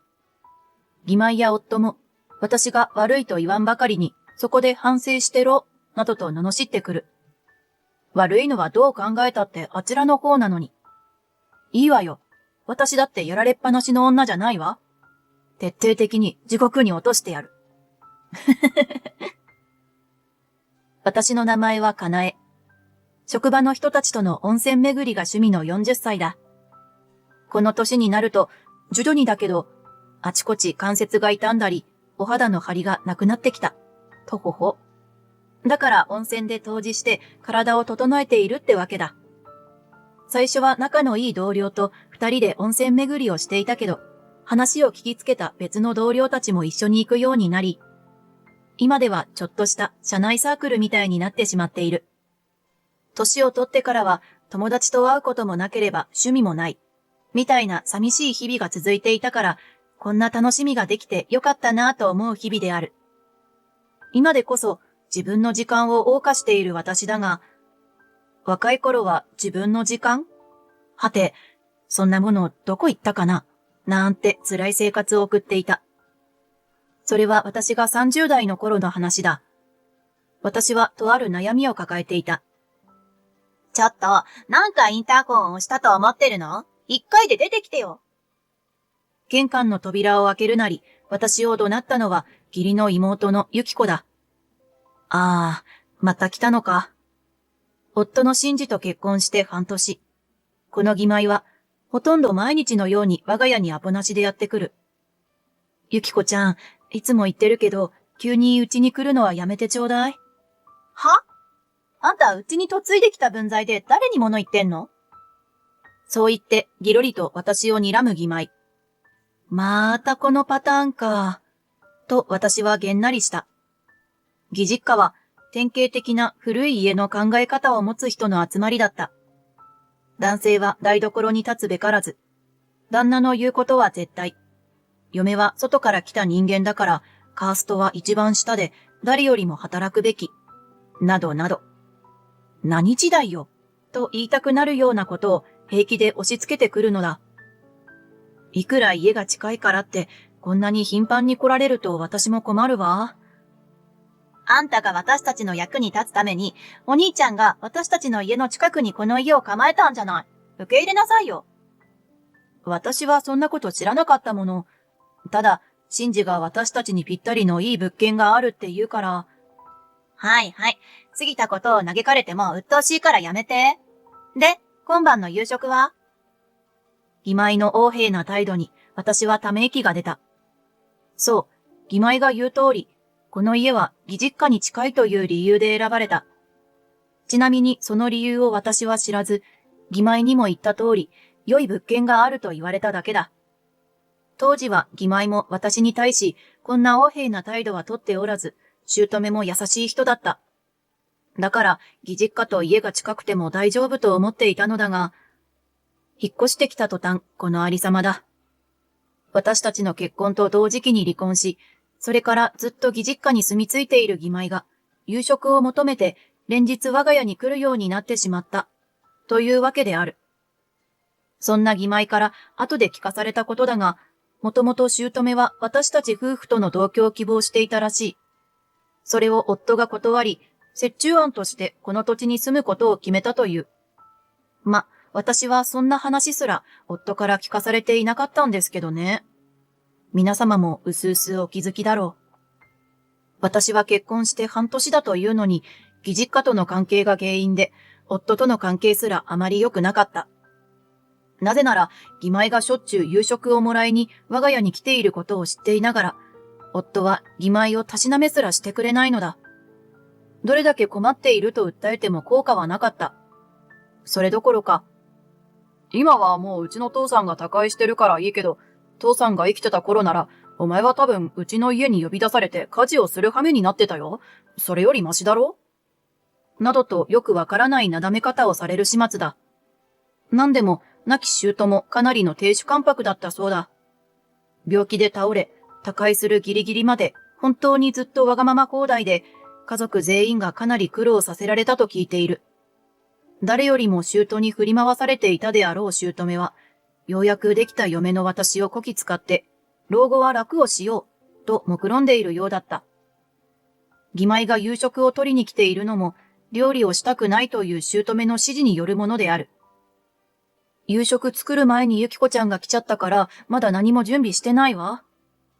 私がそう言うと、義妹は再び私を睨みつけた。なによ、このグズ。さっさと作って。私は早く家に帰りたいんだから。急に来ておいてその言い草はないでしょ？しょっちゅう来て困るなんて言っておいて、私が来る想定をしてないあんたが悪いんじゃない。こののろま。自分は一切悪くない。と言わんばかりに私を罵倒する義妹。本当に厄介な人たちと家族になってしまったものだ。言い返すのも面倒になり、私は義妹に言わせたいように言わせることにして、夕食を作った。言いなりになっているわけではなく、単純に自分たちの夕食も必要だからだ。その夕食をタッパーに入れ、あんたって料理だけは上手よね、などと言いながら、上機嫌で持ち帰る義妹。ようやく帰ってくれた、と私は胸をなで下ろした。なんで自分の家なのに、こんなに居心地が悪い思いをしなければならないのか。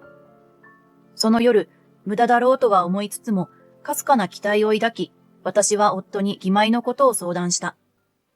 ねえ、ゆきこちゃんのことなんだけど。またうちに来たのか？聞かなくてもわかってるでしょ？ここに引っ越してきてからほとんど毎日来てるんだから。私の指摘に夫は黙る。さも、知らなかったわ、とでもすっとぼけておきたいのに、すっとぼけられなかった、というところなのだろう。二人の間に妙な空気が流れたが、私は気づかないふりをした。あなたからもお母さんに言ってくれない？夕食を取りに来るのはやめてくれって。うちに来てるのはユキコだろ？なんで母さん？前も言ったけど、お母さんの指示でユキコちゃんはうちに来てるのよ。そうだっけ？もう、またそうやってはぐらかそうとする。違うよ、そんなんじゃない。それに、ユキコが母さんの指示でうちに来てるってなんでわかったんだ？ユキコちゃんが自分でそう言ったのよ。これも前に言ったでしょ？悪い。俺も疲れてるからさ、記憶が曖昧っていうか。夫の言い訳に、私は苛立ちを隠しきれず、はぁ、と、わざとらしく大きなため息をついた。夫はいつもこうだ。嘘か誠か、私の相談のほとんどを覚えていない。おかげでいつも話が進まないのだ。だから、あなたからもお母さんに言って、このままじゃ家事もままならないわ。夕方にちょっと来るだけだろ？いいじゃんか、少しくらい。夕食作りをせかされる身になってよ。だいたい食費だってうちから出てるのよ。まあ、それは困るけど。でしょ？だからちゃんと言って。わかった。そんな怒るなって。だってあなたがいつもはぐらかすから。ちゃんと母さんに言っておくよ。絶対よ。ああ。絶対だからね。なんか言うんだよ。そう言って夫は笑ったが、私は全く笑えなかった。何回も言わないと、この夫が動いてくれないことを知っているからだ。もう一度私は、絶対に、お母さんと話をしてね。と夫に念押しし眠りについた。その後夫は私の頼みを聞いてくれて、姑と話をしてくれた。おかげで義妹が我が家に来ることもなくなり一安心だ。夫もやればできるじゃないか、と見直していたのだが、その年の夏、初めて義実家に帰省することになった。これだけ近距離に住んでいるんだから、もう帰省なんていらないだろうと思うのだが、姑の墓参りなどで人手が欲しいらしい。姑に会うのやだなぁ。なんて思いながら義実家に行くと、はいこれ。到着して早々、姑からくたびれたエプロンを渡された。きょとんとする私に、何してるの？さっさと働いて。と姑。え？これはどういう？私の問いかけに姑は、はぁ？と不機嫌に答えた。エプロン渡されたんだから家事をするに決まってるでしょ？まさかあなた、うちでのんびり過ごすつもりで帰省したの？アホなんじゃないの？いや、そりゃ、泊まらせていただくので、もちろんお手伝いはするつもりでしたが、お手伝いって、お客さん気分で来たの？逆よ。あんたは今日うちに奉公に来たの。とことん働いてもらうからね。鼻で笑う姑と、唖然とする私。夫もその様子を隣で見ていたが、私をかばうような素振りはなく、まあ、うちはそういうしきたりだから、と言って今に向かい、しれっとテレビを見て楽しんでいた。一方、私は家の掃除をさせられたり、明らかに数日分溜め込まれた洗濯物を片付けたり大忙しだ。っていうかこれ、絶対私にやらせるつもりで溜め込まれてたよね。数日前から嫁いびりの準備をして。よくやるわ。内心呆れ果てている私に義妹が、ちょっと、ここ吹きが甘いわよ。と窓ガラスを指さした。見ると確かに、かすかに水の跡が残っている。まあ私が悪いんだろうけど、そもそも私がする家事じゃないだろうと思うと、素直に申し訳ないとは思えなかった。こんなに細かいところまで見られるなんてなぁ。まるで昔のドラマみたいだ。そのうち人差し指で埃をすくって、汚れてるわよ、なんて言われそうである。結局この日私は、普段あなたたちは絶対やってませんよね。というような倉庫や納屋の掃除まで任されてしまった。挙句夕食も早めに作れなんて言うもんだから大忙しだ。酒盛りが始まっても、私は給仕係でろくに食べられないし、やっぱり帰省なんてするもんじゃないなと思ってしまった。それだけじゃない。食事の時の会話がまたひどいのだ。二人は結婚して半年過ぎたけど、どうなの？あっちの方は。姑の問いに、私も夫も目を見合わせ、あっち？と返す。何のことかわからず、きょとんとしていると、あっちよ、あっち。夜の方。と、ニヤニヤしながら言われた。これには夫もさすがに気分が悪かったようで、あー、と、何とも言えない反応を示した。こういう時に、そういうこと聞くなよとか言ってほしいんだけどな。はは、と、曖昧に笑う煮え切らない夫の反応に痺れを切らした姑は、で、どうなの？と私の方を見た。正直、姑たちとの関係がうまくいかなくなってから、夫とはそういう空気にならなくなった。が、そんなことを言えるわけもないし、言いたくない。私も夫同様に曖昧に笑っていると、たく、どっちもヘラヘラしちゃって、そんなんだから子供ができないのよ。と、姑に怒鳴られた。ああ、私は孫が見れないのかしらね。と嫌味っぽく続ける。孫ならユキコに頑張ってもらえば？と冗談っぽく夫が言った。へえ、子供もできないまま離婚した私にそれを言う？夫に尽くすなんてもうこりごり。私はこの家でずーっと楽するわ。義妹の言葉に姑は、この子はそれでいいのよ。と笑った。いや、でもお前、この家のすねかじりとかしてるんだし、いい加減仕事しろよ。お兄ちゃんに迷惑かけてないんだから別にいいでしょ？それはそうだけどさ。和やかな兄弟のやりとりに私は思わず、いや、と突っ込みを入れたくなった。食費とかもろもろ、迷惑かけられてましたけど、と。とはいえ、確かに最近は何も、夫には迷惑がかかっていないので何も言えない。その分私が迷惑を被っているけれど。うちはほら、お兄ちゃんも結婚してないじゃない？そう言ってため息をつく姑。お兄ちゃんとは一番上の長男、高志さんのことだ。夫より二つ上だが独身だと聞いている。この家をあまりよく思っていないようで、近くには住んでいるそうだが、ほとんど帰ってこない。そのため、私も義兄のことはあまりよく知らなかった。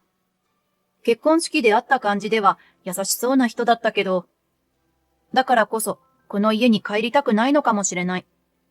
なんてことを考えていたら、姑の会話がヒートアップしていた。ユキコはこの状態だし、もうあんたのところしか期待できないのよ。私にも孫を抱っこさせてちょうだいな。同い年のお友達はみんなもう孫がいるのよ。私だけ話題に入れなくて悲しったらありゃしない。それは、母さんの勝手な希望じゃん。夫の言葉に、姑は目をくわっと開いた。何言うの？年寄りのささやかな願いでしょうが。ちょっとはあんたたちも親孝行しなさいよ。特にかなえさん、わかってるの？え？突然話を振られ、思わずぎょっとする私。そんな私に姑は、子供を産む努力はしてるの？と高圧的に尋ねてきた。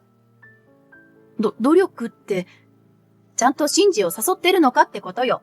あんたに色気がないから子供ができないんでしょ？ああ、なんて嫌な会話だろう。これ職場だったら、たとえ同性でもコンプライアンス違反だと思うんだけど、何も言いたくなくて黙る私を姑はさらに責める。女っぽさってやつがないからはらまないんだよ。もっと女らしくなりなさい。あんたはもともと地味なんだから。はあ。お腹も出て白髪も増えて、それを整えもしない姑に女らしくなれなんて言われても、そもそも子供ができるようなことしてないし、あとこれは私の個人的な感情だが、はらまないという言い方も生理的に好きになれないのでやめてほしい。恵まれないとか、もっと言い方あるだろうに。なんてことは言えなかった。私の口から今の気持ちを正直に言えば火に油だ。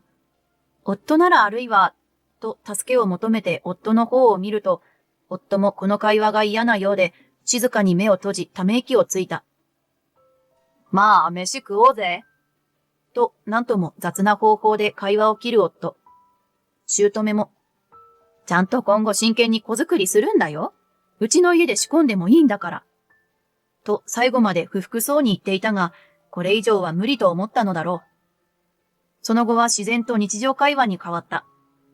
こんな調子で2泊3日の苦痛なお盆帰省を終えたのだが、この帰省以降、私は夫との離婚を考えるようになった。最初は結婚して半年もせず離婚するのはどうなんだろう。どこの家も苦労してるって言うし、私に妻としての忍耐力がないだけとか、もしかしたら今後状況が変わるかもとか無理やり現状をポジティブに考えようとしていたが、いざという時に助けてくれない夫との関係を頑張って続ける気にもなれず、ましてや子供が欲しいとも思えない。そんな風に無理な考えを持とうとしていた時点で、私たちが夫婦として破綻していたことに気づいてしまった。ならば、これ以上我慢する必要はない。そう思いつつも、散々考えて悩み抜いた末、その年の12月に私は夫に離婚の話を切り出した。夫婦生活もないのだ。夫も他に奥さんをもらった方がいいはず。きっと受け入れてもらえるだろう、と思っていたのだが。は？離婚？なんでだよ。離婚を切り出された夫は、まるで晴天の霹靂、とでも言うような反応で私に目を向いた。私も驚きだ。てっきり低めのトーンで、そう言われると思ってた。みたいな言葉を返されると考えていたからだ。なんでって、言わなきゃわからない？お母さんともうまくいかないし、子供だってもう、悪いけど作る気はないわ。それなのに今後、夫婦としてうまくやっていけると思う？子供だけ作ればいいじゃないか。そんな寂しい家族嫌よ。第一子供がかわいそうだわ。愛のない親のもとに生まれるなんて。可愛がってたらわからないだろ？子供は大人の見てないところを見ているものよ。そんな考えで子育てするのは良くないわ。だからって離婚するのか？そうよ。こんな生活をこれ以上続けたって意味ないもの。お互い不幸になるだけよ。結婚して間もないんだぞ。それで離婚なんて、式に呼んだ奴らに何を思われるか。人のことは気にしなくていいじゃない。今時離婚なんて珍しくないわ。ダメだ。子供もできないまま離婚なんて、俺が夫として解消がなかったみたいじゃないか。その通りでしょ？もちろんあなただけが原因じゃないけど。だからダメなんだ。せめて別居にしろ。そんな曖昧な関係嫌よ。きちんと離婚して。その方があなただって再婚できるわよ。損はないはずだわ。離婚自体が損なんだよ。とにかく俺は離婚はしないからな。そんな。こうして、夫は私との離婚を拒否。その後もたびたび離婚について私から切り出したが、夫の一方的な拒絶によって話は全く進まなかった。そんな中、正月の帰省の時期がやってきた。私は帰省しないわよ。私がそう言うと、夫は私を睨みつけた。ダメだ。どうして？離婚しようって言ってる夫の家にホイホイ帰省すると思う？俺は離婚を受け入れてない。今後もお前は俺の嫁だ。だったら年末に俺の家族に顔を見せるのは当たり前だろ？暴論だわ。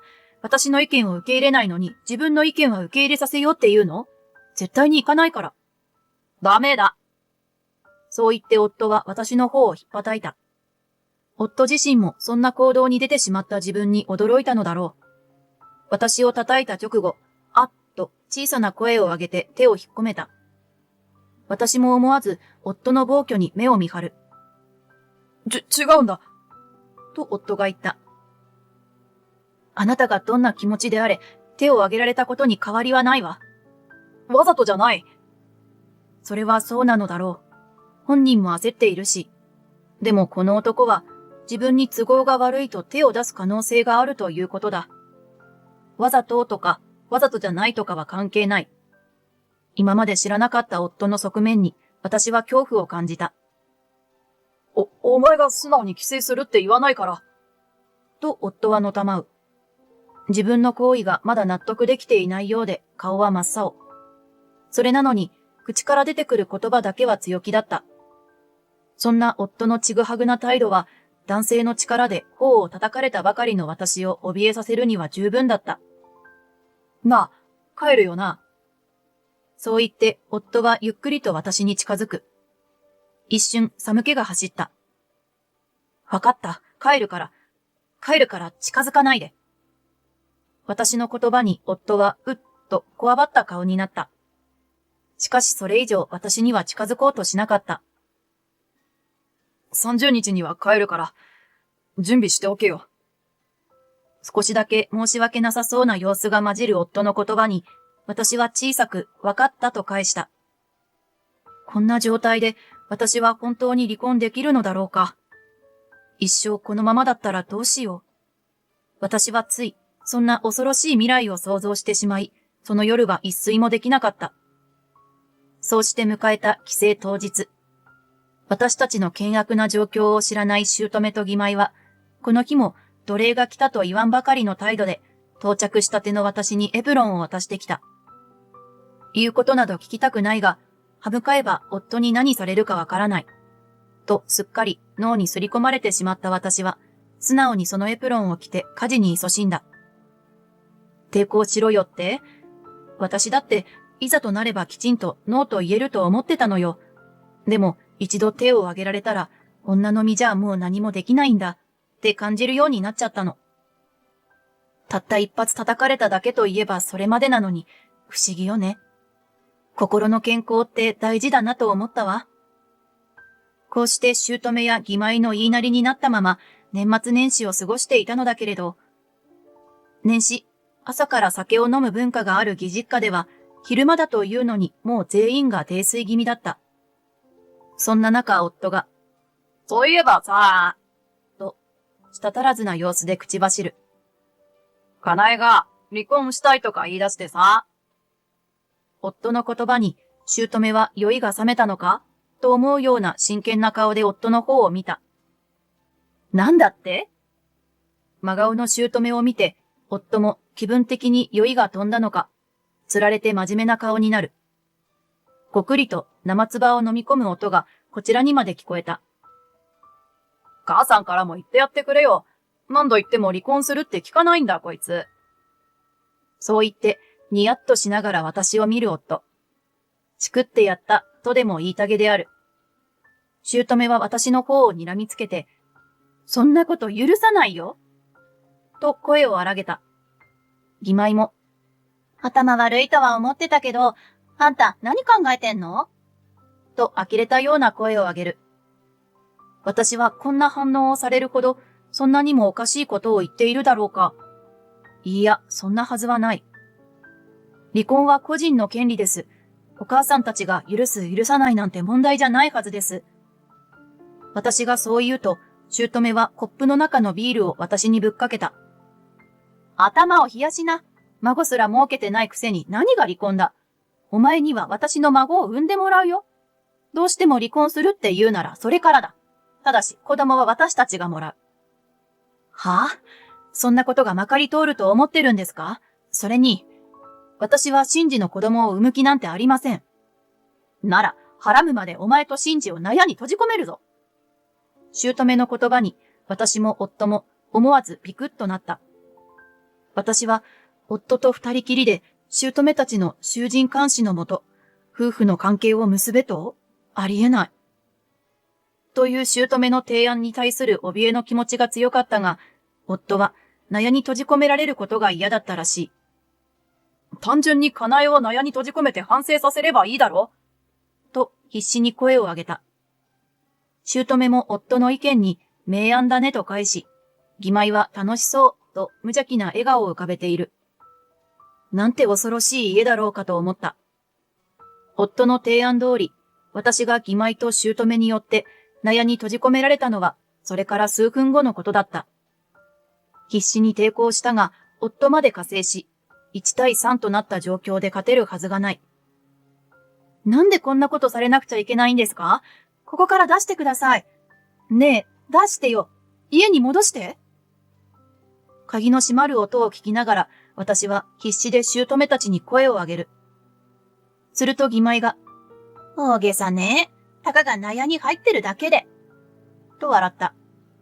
姑もまた、そうよね。うちの敷地内なのに、まるでさらわれたみたいな声あげちゃって情けない。だいたい離婚する気ならもう家族じゃないわ。他人を家に入れるわけないでしょと、義妹と一緒になってあははと笑う。夫も、そこで頭冷やせよ。考えを変えないなら一生納屋で暮らしてろ。絶対離婚はしないからな。と、いかにも偉そうな声のトーンで言い残すと、三人の足音は納屋から遠ざかっていった。先ほどビールをぶっかけられたままの衣服が冷気に当てられ、体ごと冷たくなっていく。頭どころか全身冷えそうな勢いだ。とはいえ、何をどれだけ冷やそうとも私の考えは変わらないけど、それどころか夫たちへの憎しみが増すばかりである。こんなことをしたあの人たちを絶対に許さない。とはいえ、まずはこの場所からの脱出だ。さて、どうするのが一番あの人たちを苦しめられるかしら。翌日、母屋の方から姑の絶叫が聞こえてきて、私は目を覚ました。そんなに怒らなくていいじゃない。ちょっとしたいたずら心よ。あれのどこがいたずらだ。慌てふためく姑と男性の声。始まった。と、北総縁だのは言うまでもない。それから数分後、姑がパンと納屋の扉を開けた。いい加減にしなさいよ。そう声を荒げ、私を怒鳴る気満々でやってきた姑の顔がみるみるポカーンとしたものに変わる。え？何これどういうこと？あ、お母さん、おはようございます。ちょうどいいので朝食いただけますか？私の言葉にあんぐりする姑。後ろからやってきた義妹と夫も同様にポカーンとした表情に変わった。何よこれ。納屋を私物化すんじゃないわよ。一体いつの間にこんなことを。私を罵る義妹。思わず私はそんな義妹を見てふふっと笑ってしまった。まあ、そう叫びたくなるのも無理はないだろう。今この納屋は、納屋と思えないほど過ごしやすい環境になっている。断熱素材が使われた毛布に小さいファンヒーターとぬくぬく反転。着替えもあり、カイロもつけて寒さ対策はバッチリだ。幸いコンセントがあったおかげで、電気ケトルでカップラーメンなども食べられる。まあ食事はインスタント食材が主になるが、納屋生活には贅沢すぎるほどだ。ふかふかスリッパに靴下も手に入れて、足の冷えもそこまで感じなくなった。もしもの時のために携帯トイレだってあるのだ。唯一残念といえばお風呂に入れないことくらいだろうか。最初にここに閉じ込められた時に比べたら天と地ほどの差がある快適さだ。みんながポカーンとするのも当然である。そんなみんなを前に義兄が言う。俺が手助けしたんだよ。全部家から持ってきた。そうですよ。私も続けた。実は昨日、納屋に閉じ込められた時点で私は姑の携帯電話をポケットに入れていることに気づいた。年明けの日程で美容室の予約をしろと言われていたからだ。電話番号がわからないと言ったら携帯ごと渡され、ついでに年末年始の挨拶の類のメールも全部代筆させられていたことである。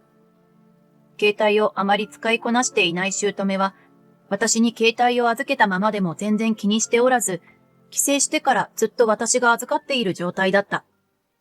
そしてこの携帯の電話帳に、義兄の電話番号があったのだ。こうして私は義兄に連絡を取り、すべてを話してこの環境から助けてもらえるように頼んだのだ。義兄とは親しくなかったこともあり、かなり賭けだったが、夫すら敵となった今、背に腹は変えられない。最悪、味方してもらえない可能性も考えていたが、義兄は味方になるどころか、夫や姑たちの所業にブチギレ、俺が家に乗り込んで説教する。と息巻くほどだった。義兄は最初、私をすぐに納屋から救出して、家に戻そうとしてくれたのだが、ふと、素直に帰ってやるのも尺だな、と思ってしまった。いや、事投げないとは私も思うのよ。でも、考えを変えないなら一生納屋で暮らしてろって夫にも言われたし、考えが変わる可能性なんてこれっぽっちもないし、ならばいっそのこと、私の意思表示のためにこのまま納屋で籠城してやろう。そう決意した。そこで私は義兄にこの納屋暮らしを良くするための手伝いを頼んだのだ。っていうわけなんですよ。本当は数日くらい籠城したかったんですけどね。私が風邪ひいたっぽいので、これ以上の納屋暮らしは危険だと、お兄さんが急遽私を連れ帰るためにここへ来てくれたってわけです。まさかお母さんたちに怒鳴り込んでくれてるとは思いませんでしたが、私がそう話すと義兄は、ずっと怒りたいのを我慢してたから、と困ったように笑った。そんな中、夫が、頭を冷やせって言ったのに、お前は兄貴まで巻き込んで、と声を荒げる。姑たちも卑怯よと私を罵る。は？私が悪いの？命の危機って言っても過言じゃなかったのよ。頼れる人を頼っただけ。元はといえば、あなたたちがこんなことするのが悪いんじゃない。反論する私を夫が睨みつける。俺に盾つくな。お前は黙って俺の言うことを聞いてればいいんだよ。何よふざけるな。そう言い返そうとした瞬間、義兄が夫を怒鳴った。かなえさんはお前のものじゃないだろ。人として大事にしてくれない夫と離婚したいっていうのは当たり前だ。お前にかなえさんを怒鳴る資格はない。兄貴は引っ込んでろよ。ほとんどこの家に顔も出さないくせに、うちの家のことなんて何も知らないだろ。お前よりは知ってると思うぞ。え？義兄は静かに姑と義妹を見た。思えば先ほどから義妹たちがあまり口を開こうとしていない。それどころか義兄の顔色を伺っているような素振りすらある。この家の生活費、どうしてると思う？義兄の問いかけに、夫は、そりゃ母さんの年金と、ゆき子も多少は貯金くらいあるだろ？なあ。と、姑の方を見た。姑は夫と目を合わせようとしなかった。義妹に至っては、やや震えているのがわかる。異様な様子の二人に、どうしたんだよ、二人とも。と、夫も驚いていた。母さん、年金もらってないよ。え？まあ、ゼロじゃないけど。父さん会社勤めはしてたけど、フリーランスでな。国民年金だけなんだ。だから遺族年金を含めても金額が安いんだ。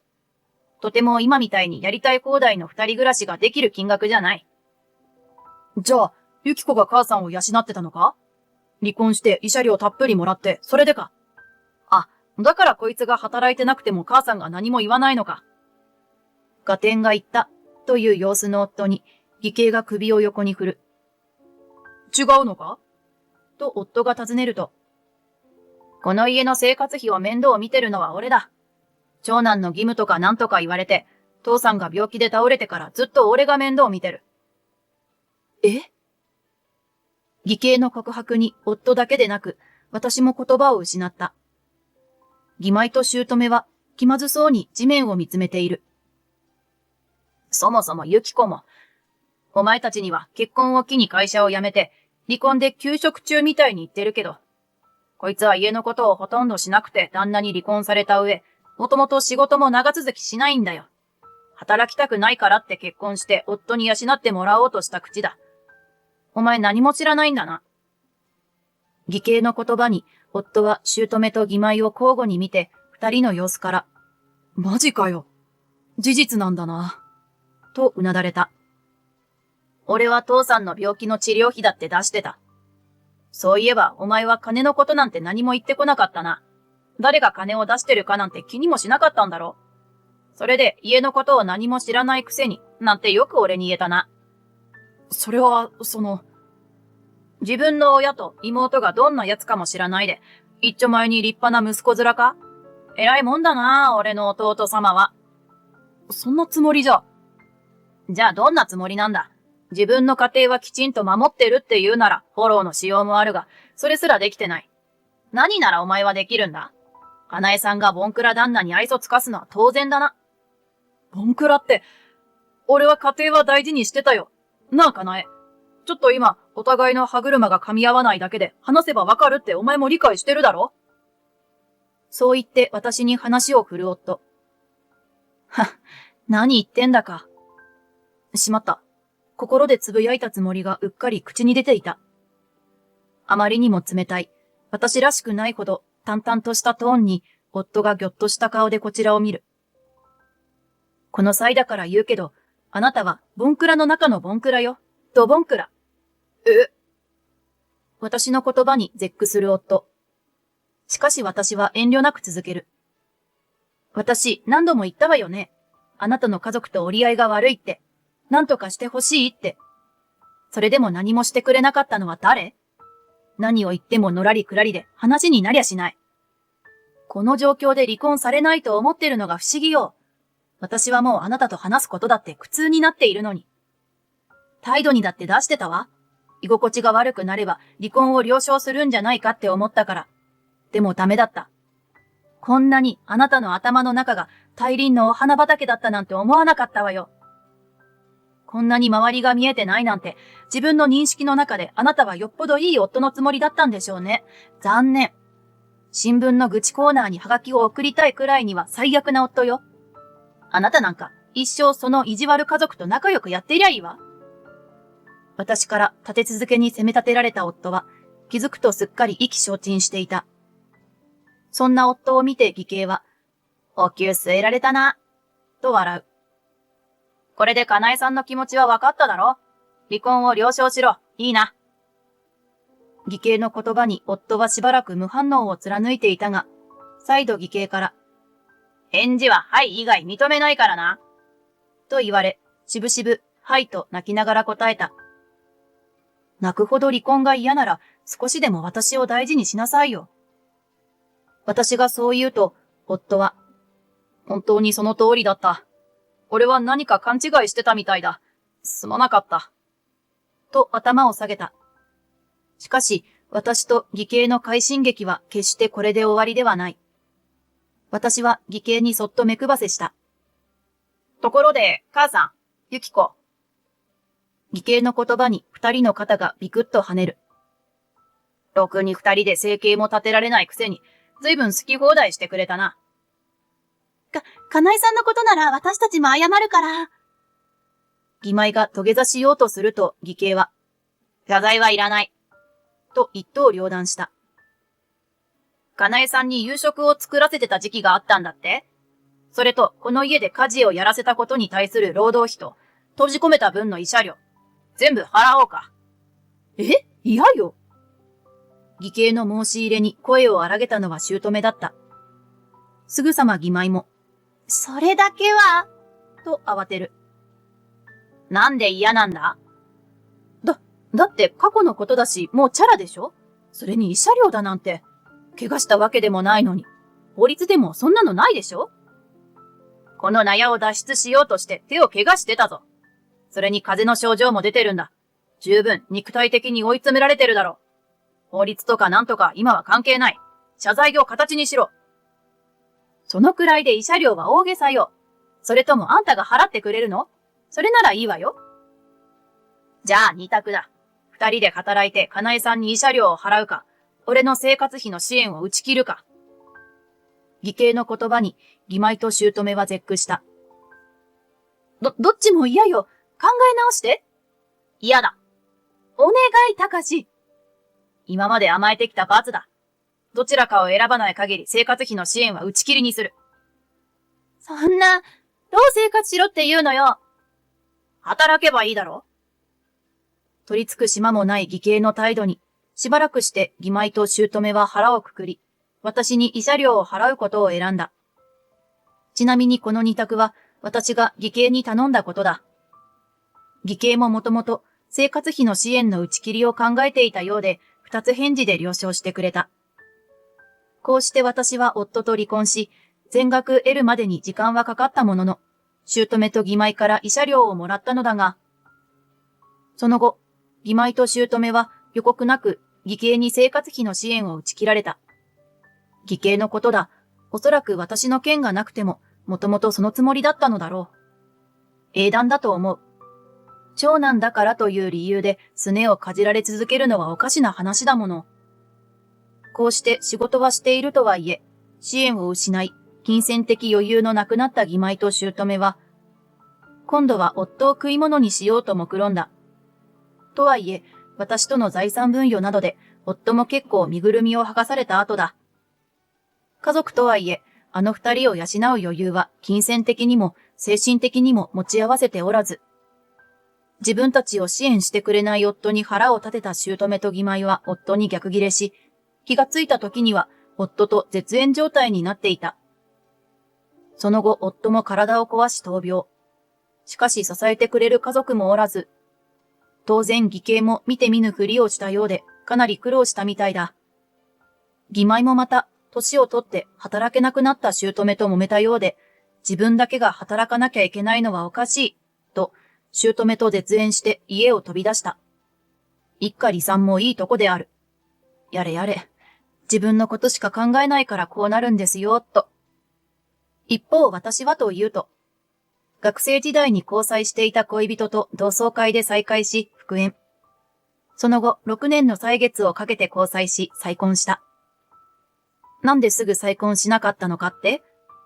いや、結婚にもういいイメージがなくてさ。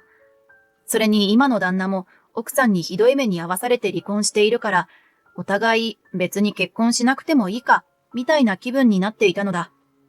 だけど、天変地異の多いこの時代、互いに何かあった時、籍を入れてない間柄だと悲しいことに治療室にも入れなかったりする。戸籍が違えばお互いの消息を調べることだって難しい。そんなことを考えたら、どんな時もそばにいられるのは結婚しかないなと思ったのだ。今の結婚生活は華やかさはないが穏やかで幸せな日々を送っている。再婚同士だし、それなりに高齢での結婚だったから子供は設けないことにしたが、二人で一緒に保護猫のミータのお世話をしているので寂しいと思うことは全くない。二人で同じ映画を見て、美味しいものを美味しいねと言い合って、猫も一緒にみんなで一つのベッドで眠って。そんな何気ない日々がとても愛おしい今日この頃だ。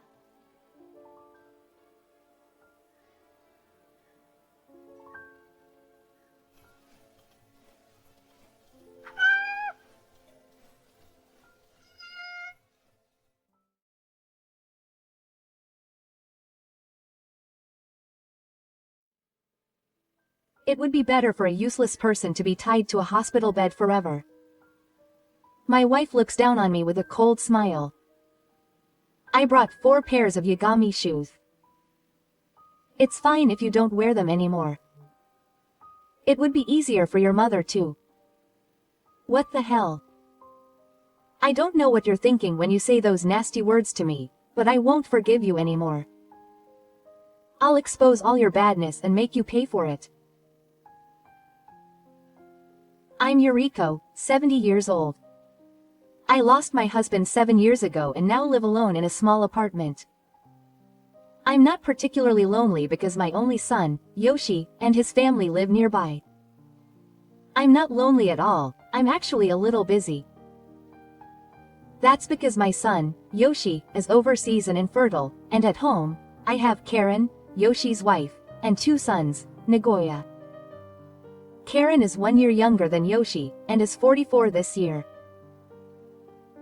She has been a full-time housewife since her marriage, but she loves to make things happen and go out. My grandson, Nagoya, is 17 years old and in his 2nd year of high school, but he is busy with his studies and club activities.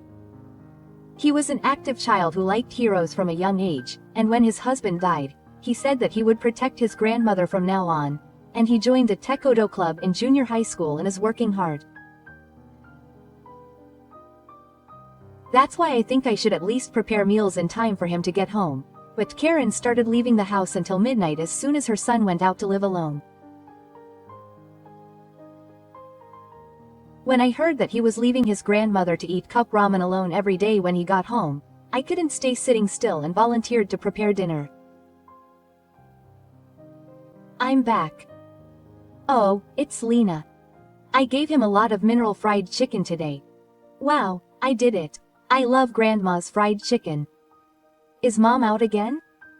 Yes, it seems so. Na should have dinner and a bath first. Oh, I understand. Na nodded in a familiar manner, ate the meal I made with relish, helped me clean up the dishes, and said he was going to study and retreated to the real thing. But on the way, he looked back at me and made a slightly sad face. Grandma, aren't you looking pale? Really? I wonder if my makeup has come off. I lied and said that to her, but I haven't been feeling well lately. Maybe it's because I've been a little too busy. Preparing meals in Nagoya wasn't a burden at all. It's nice to see my cute grandchild happily eating my home-cooked food. But going to this house is definitely cutting into my sleep time. Because I'm home. Huh? Is your mother still there? Karen, my wife, came home with several shopping bags after 11 p.m., when Naoya and Naoya had finished studying and were taking a bath. Just make dinner and go home quickly. I really hate having other people in my private space. Even though he's a high school student, I was worried about leaving my grandchild alone in a house where his father is absent due to his single-minded infertility, but Karen frowned at me, looked around the living room, and sighed. Ah, the living room seems to be proud of itself. Oh, I can come earlier tomorrow. I want you to clean the whole house before preparing meals. Also, please pick up your clothes at the cleaning service before coming to my house. Huh, cleaning? Right. Yes, I'll take care of this. Karen roughly pushed a hair with the name of the dry cleaning shop written on it onto me. Looking at the hair, I see that I'm going to receive a lot of women's coats and dresses. This is too much for me to handle alone. Is it too much for me to take it on my own? I don't know. Your mother started coming to my house on her own because she wanted to help me. You have to follow through on what you say you'll do. Karen's momentum was incredible and I was just exhausted, so I felt it was easier to accept it at the time and ended up accepting the dry cleaning. Well, if you're done with your business, please go home quickly. I've said it many times before, but it's unpleasant to have strangers in my house. Karen coldly said this and pushed me hard on the back and kicked me out the front door. The door slammed in front of me, and I had no choice but to walk home alone on the dark road without being able to say what I wanted to say. It's a problem for Karen. If you feel bad, you should just distance yourself. But if you do that, she'll probably just leave Nagoya alone. Since my son Yoshito went overseas, Karen started going out as if she had lost her sense of humor. She also abandoned the housework that she had been doing while my son was at home. It seemed as if she had anticipated that I would start going to her house because she was worried about me. I was being used as she wanted, but I was still not feeling well. My stomach was always bloated and I was only worried about my grandson. A few months after I started going to the couple's house, I started to feel seriously unwell. I feel like my physical strength has dropped drastically, so maybe it's because I'm getting older. But if I can't persevere like this, I'm more likely to do what Karen says. Let's go to the hospital for now. I called Karen to tell her that I would be late heading home to go to the hospital that day. When I told her the situation, Karen started to scold me. It's really annoying that you suddenly abandon what you said you would do yourself when you're not feeling well, but do you realize that you're messing up our family's schedule? But it's not work, so I can't believe you said that. When I argued with my body in pain, Karen sighed and lowered her voice instead of worrying. It's annoying. You should keep it under control for the longest period. The phone was then cut off unilaterally. It's painful to hear that I'm not feeling well, but that attitude. But now seems like it's not the time to be hurt. At that time, I didn't have the time to listen to Karen's breaks. Anyway, the first thing to do now is to find out the reason for my physical condition and get better quickly. With that in mind, I went to see the local glue committee. Then the doctor wrote a referral letter for me to go to the university hospital with a serious look on his face. At that point, my anxiety was growing, but it's okay. It's just a referral just in case. I made myself stand up and did my best to run errands for my son's family and distract myself until the day of the university hospital appointment. Then, when I went to the university hospital with the referral, the main tumor was found in Fukube. I had to wait a while for the results to come out after a pathology test to see if it was bisexual or epigenetic. How long would I have to be so anxious?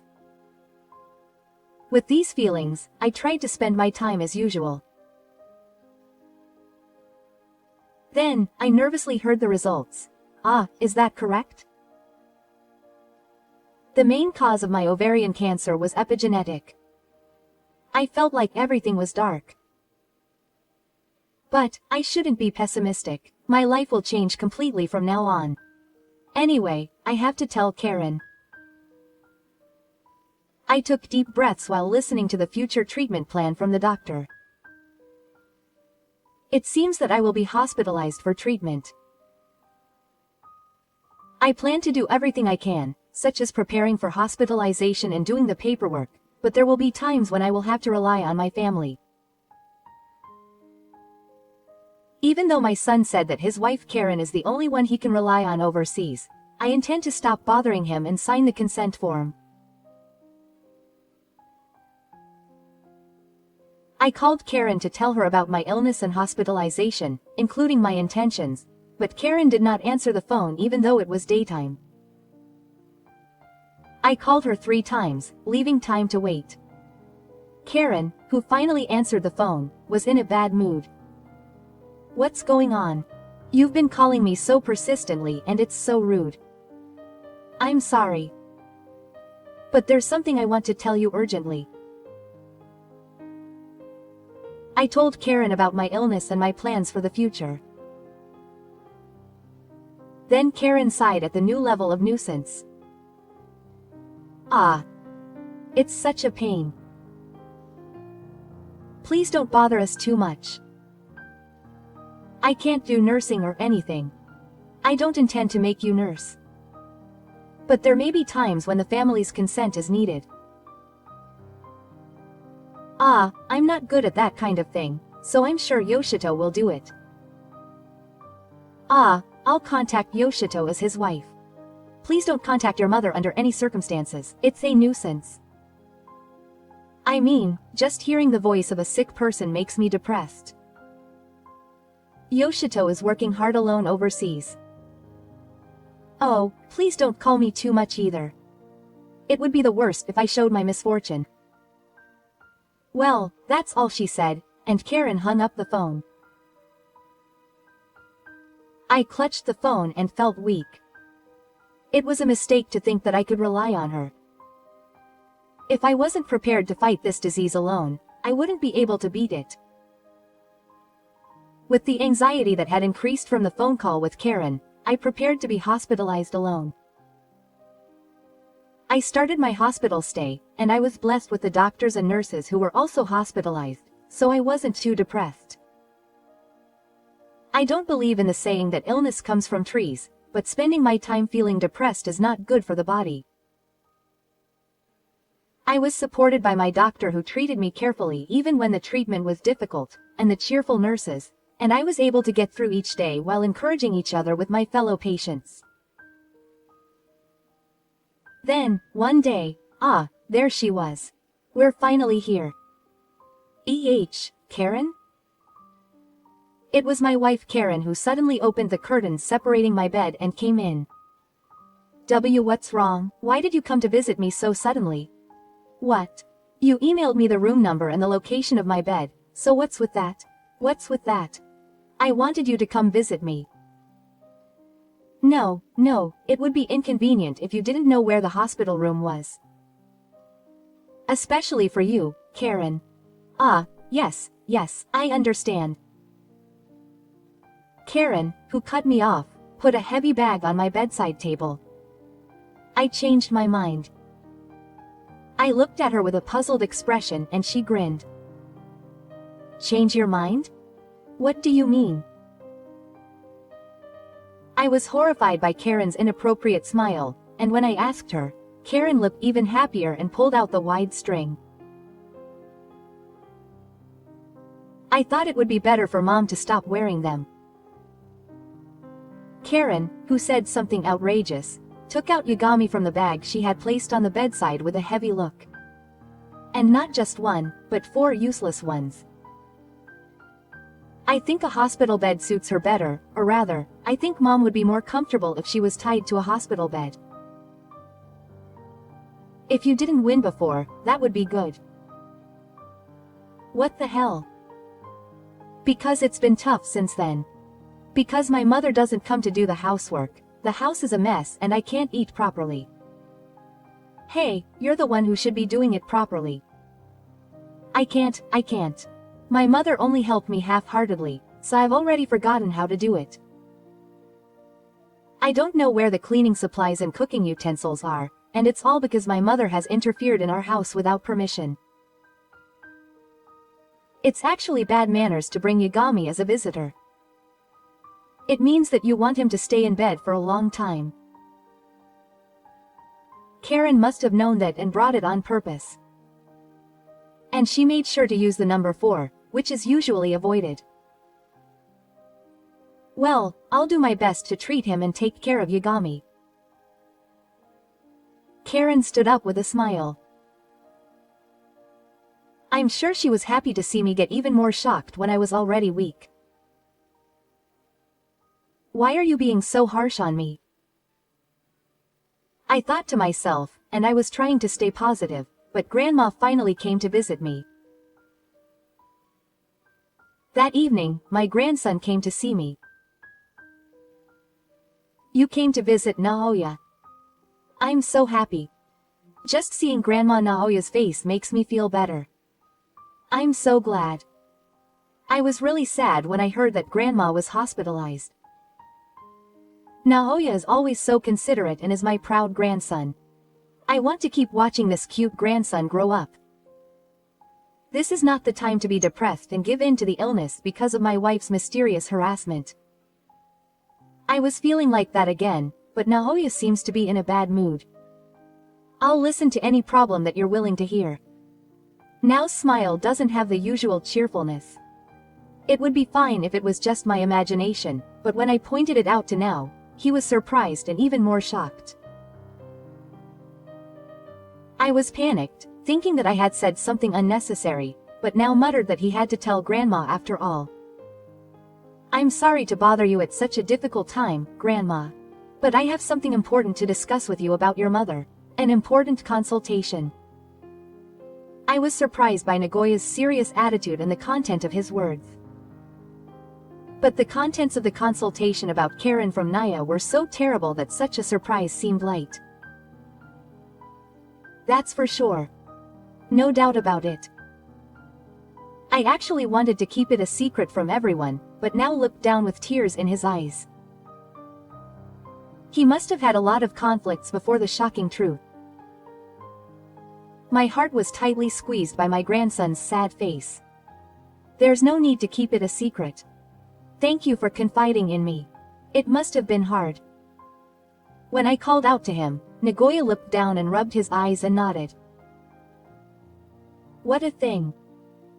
I can never forgive Karen for making Nao, who is still a high school student, feel such pain. I want to sell that bad wife alive, but I can't move. How can I do it now? When I clenched my fist, Naoya raised his face and leaned forward.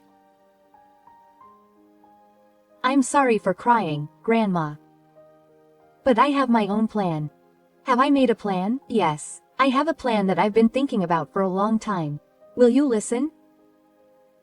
Naoya said, and secretly told me the plan. Okay, wait for me. I'm going to expose all of my wife's bad behavior, including all the things she's done to me up until now, to my parents. In order to do that, I have to get better, so I turned my anger into compassion and looked forward to the painful treatment that would begin again. And 4 months after my grandson's shocking confession, I was able to return home from the hospital. Of course, I still need a passport, but I was relieved to be back at home. Even the doctor was surprised at my recovery. Anyway, I'm glad I was able to return to this house alive. The house I live in alone isn't big, but it's been open for several months, so I need to clean it up. After the expedition, I started by cleaning the house at my own pace with my weakened body. One day, while I was enjoying my time at home, cleaning and taking plenty of rest, the intercom rang several times. When I answered, Nagoya, Karen, and my son Yoshito were standing there. Oh, Yoshito had returned to Japan? My son Yoshito hadn't finished his overseas infertility treatment yet. He's coming back without any notice of his return, so I glanced at my grandson Nagoya. Then Nagoya nodded secretly. It seems that things are going according to plan. Before I could agree, my wife Karen spoke up. Why are you still alive? Karen. Why are you saying such terrible things? Karen's face was blank. My son was shocked by Karen's abusive words. Karen was acting salty in front of my son, so it was no wonder he was surprised. Oh my, Karen seems to be quite confused. Let's talk slowly in the living room. When I invited her in, my son and the three of us settled into our modest living room. Only Karen glared at me with a stern look. So, why did Yoshito suddenly come back to Japan? It's not a long vacation yet, and the infertility period hasn't ended yet. Then Karen suddenly called me and told me that my life was over.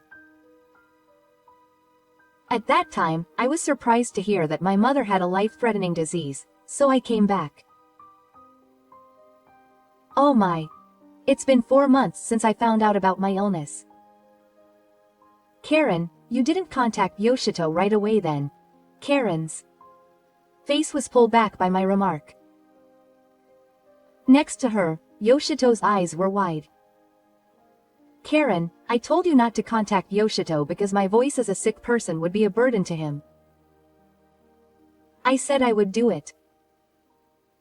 So in the end, you didn't tell Yoshito about my illness. I mean, I didn't have a chance and it wasn't intentional. Karen mumbled an excuse. Then her grandson's stern gaze pierced Karen. Mom, you did it on purpose, didn't you? I know that Grandma is having a hard time and that you didn't contact Dad on purpose. Huh. What nonsense are you talking about? Besides, Naoya says that Grandma is in danger soon, so what am I? Can I be strong with my own son? Karen spoke enthusiastically, then suddenly fell silent. When I leaned forward and questioned her, Karen started mumbling again. I thought it would be safe to spend money, so I used my card a little more than usual, and before I knew it, the bill was in trouble. Why would I think that spending money would be safe when my mother's life is in danger?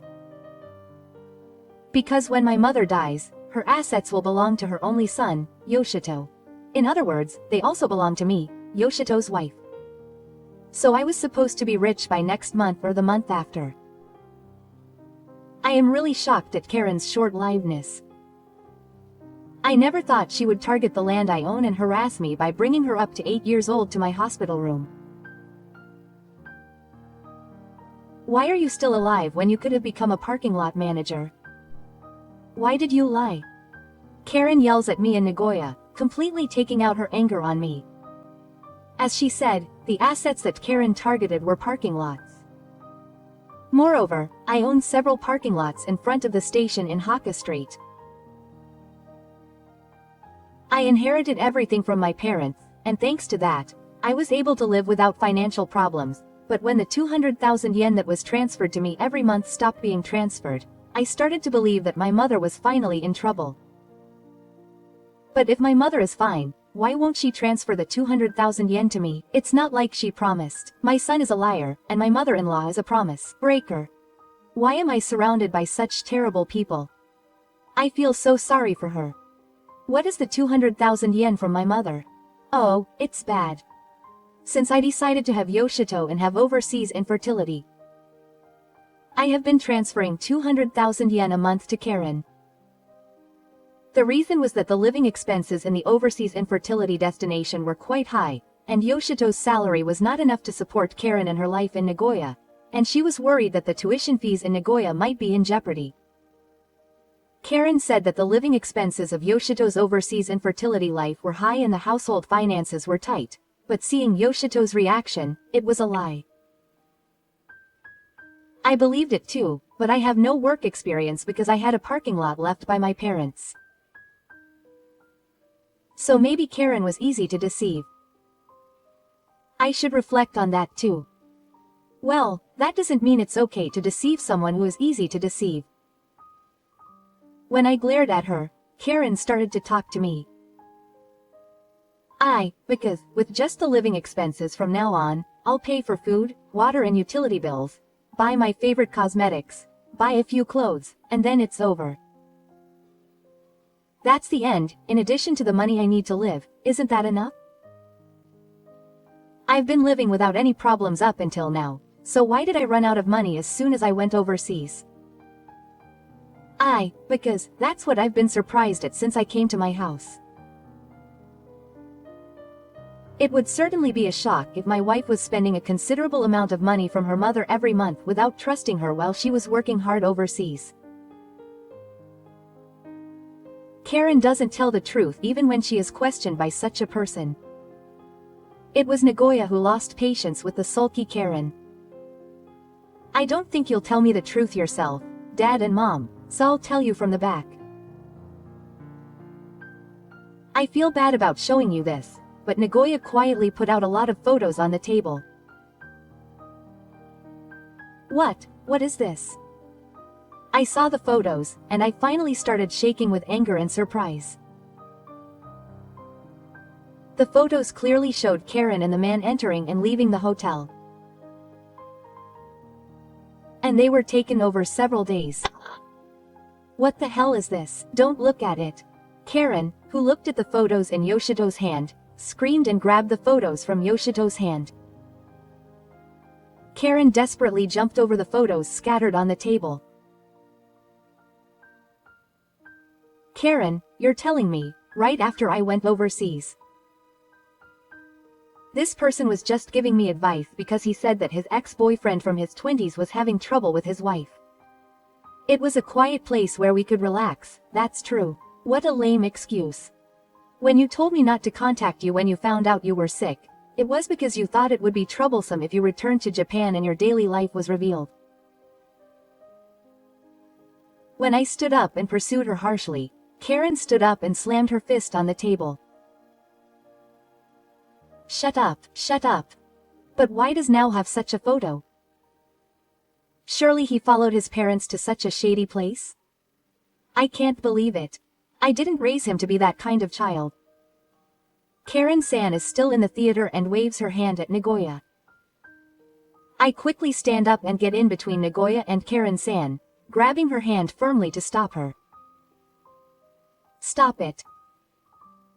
Who was the one who lied and went to the place you called shady with a man who is not your husband? Don't you know how sad you made my son? I shouted with all my might and Karen-san collapsed at my feet. I paid for the detective's fees. At first Naoya said he would get the evidence himself, but I couldn't let my cute grandson go to the scene of such a crime. According to my explanation, Nao's face turned pale and his shoulders slumped in despair. Karen is the worst. The reason he was spending money on cosmetics and beauty treatments with the money he received from his mother was because he was having a secret affair with his ex-boyfriend. I was lonely without Yoshito, and I don't think Yoshito knows this, but my mother bullied me and bullied me and bullied me. I'm already mentally exhausted. Karen, who was crying softly, continued to make excuses even after this. Naoya sighed in exasperation at this. It's the other way around, right? I know. He used his grandmother as a co-worker. I know everything about the phone call he made his grandmother come to his house and do all the housework, and when she got sick, he didn't even bother to look after her. No, that's not it. He does all the housework perfectly. Just being a shooter who isn't short of money is a pressure. That's because he's bullied just because his mother is there. Just when I was about to go crazy with the stress, my ex-boyfriend came and I ended up staggering around, so I didn't do anything wrong, and Karen, who had no other choice, spoke of the theory without a second thought. I saw Karen, who didn't acknowledge the fire and was just trying to protect herself, not realizing that it would end up costing her life. He muttered absent-mindedly. Karen said on the phone that she went to my mother's house every day to do housework. I believed her words that she was doing well every day, but she was full of lies. I mean, she said it wrong, or maybe she took it the wrong way.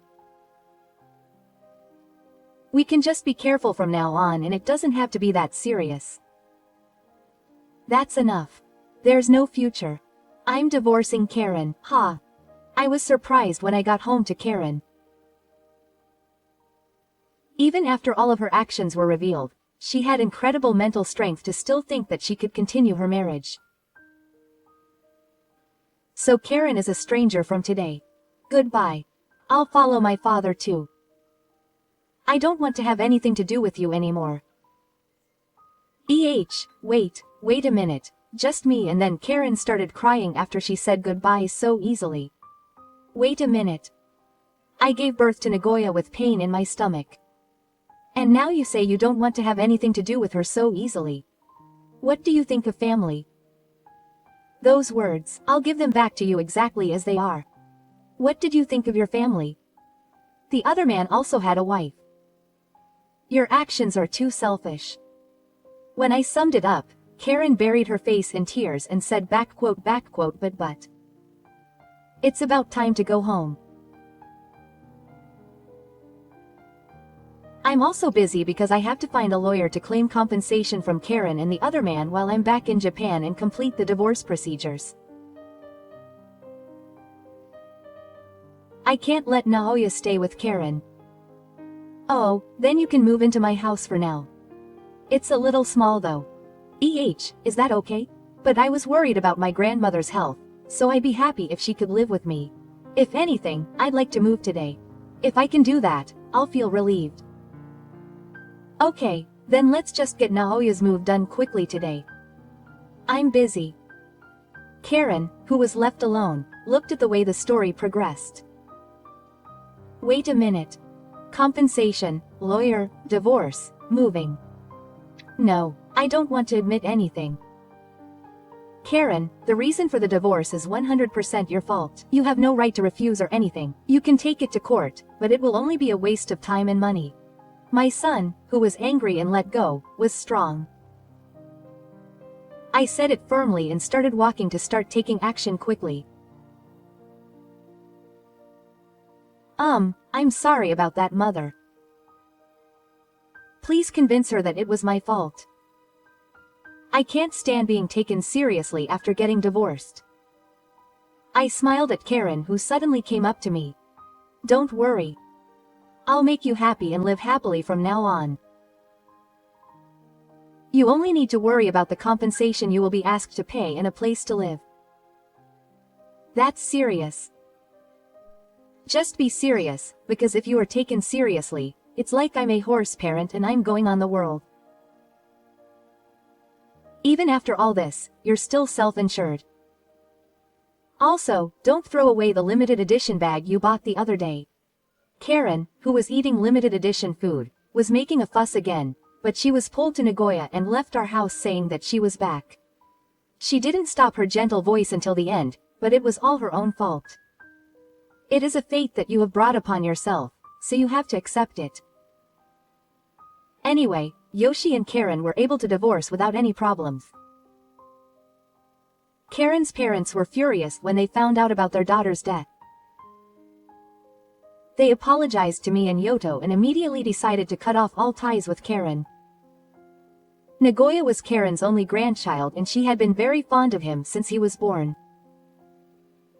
When they found out that she said she never wanted to see Karen again, their anger must have multiplied many times. No matter how much Karen cried, Karen's parents ignored her and chose to keep her company, saying that they loved their smart grandson more than their daughter who had no sense of manners or wisdom.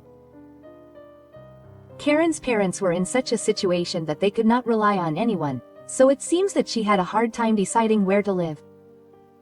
Since she had not been out in society since her marriage to Yoshi, it was difficult to find a job. When that happened, it became difficult to rent a place to live. In the end, it seems that she was forced to take a live-in manufacturing job, but Karen, who has no guts, gave up on a job that also included night shifts from the very beginning. Even so, quitting her job was no longer an option for her. Not only do they have to pay alimony to Shito, but the wife of the other man is also demanding alimony. I never thought that the ex-boyfriend's wife would find out. Karen seems to have given up, but I'm more surprised that they didn't realize how weak they were. In exchange for not demanding child support from Karen, who is their son, the divorce was finalized without any property division, so of course Karen has no savings.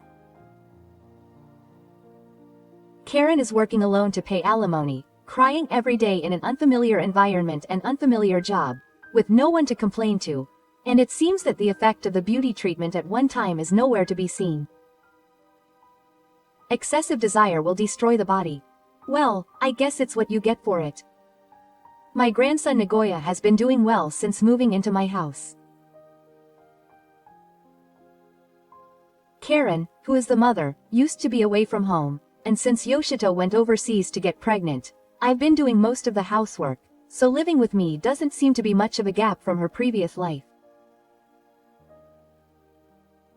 My son Yoshito said he would forget the shock of his wife's betrayal by working after birth and went back to his hometown, but he seems to be worried about me in Nagoya, so he has applied to his company and plans to return to Japan as soon as possible.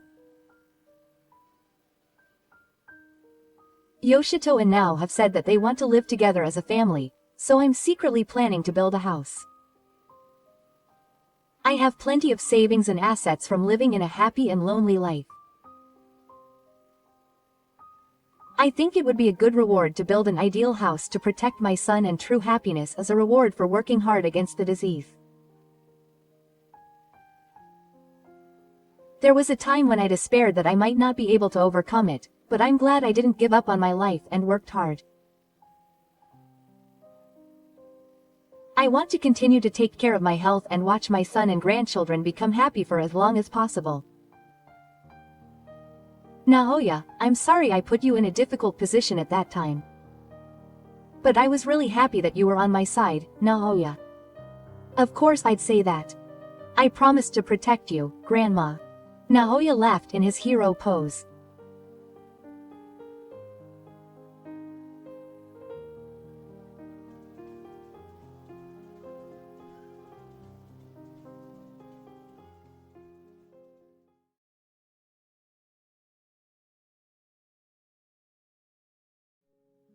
何これ？どういうこと？私は庭を見て呆然とした。洋服や化粧品、そして大切な仕事道具まで投げ捨ててある。背後からクスクスと笑い声が聞こえ、振り返ると嫌な笑みを浮かべる義士の姿があった。これ、ルカさんがやったんですか？そうよ。親切にまとめてあげたの。何度言ってもわからないようだから。昨日は雨が降った。濡れている荷物を見た瞬間、私の中の何かがプツンと音を立てて切れた。早くその荷物持って出て行きなさいよ。いつまで帰省するつもり？今準備してるので、もう少し待ってもらえますか？来月には。さあ、やっと来月からすっきり生活できるようになるのね。ええ、一人でめちゃくちゃすっきり暮らせますよ。私は白洲美希、32歳。夫のタケルは2歳年下の会社員だ。結婚当初は二人で賃貸マンションに住んでいたが、今は夫の実家で義両親と義士のルカさんと同居している。きっかけは夫が勤めていた会社を辞めたことだった。業績が悪くなった会社が早期退職を募り、夫は手を挙げた。もちろん事前に相談があった。去年の異動以来、高圧的な上司に代わってストレスを抱えているのを見てきたので、転職したいという夫に私も賛成した。次の仕事が決まるまで、ミキにも迷惑かけちゃうけど、ごめんな。大丈夫。私の方は最近ありがたいことに調子いいし。タケルに合う職場をじっくり探したらいいよ。ありがとう。それで、ちょうどマンションの更新時期だし、収入も減るから、うちの実家に住むのはどうかな。同居ってこと？うん、一時的に。その方が貯蓄もできるし、うちの実家は無駄に部屋が多いだろ。父さんも母さんも構わないって言ってたよ。確かにタケルの実家は広い。年季は入っているが、部屋数も多く、庭もあって私は好きだった。義父母との関係も結婚当初からずっと良好だ。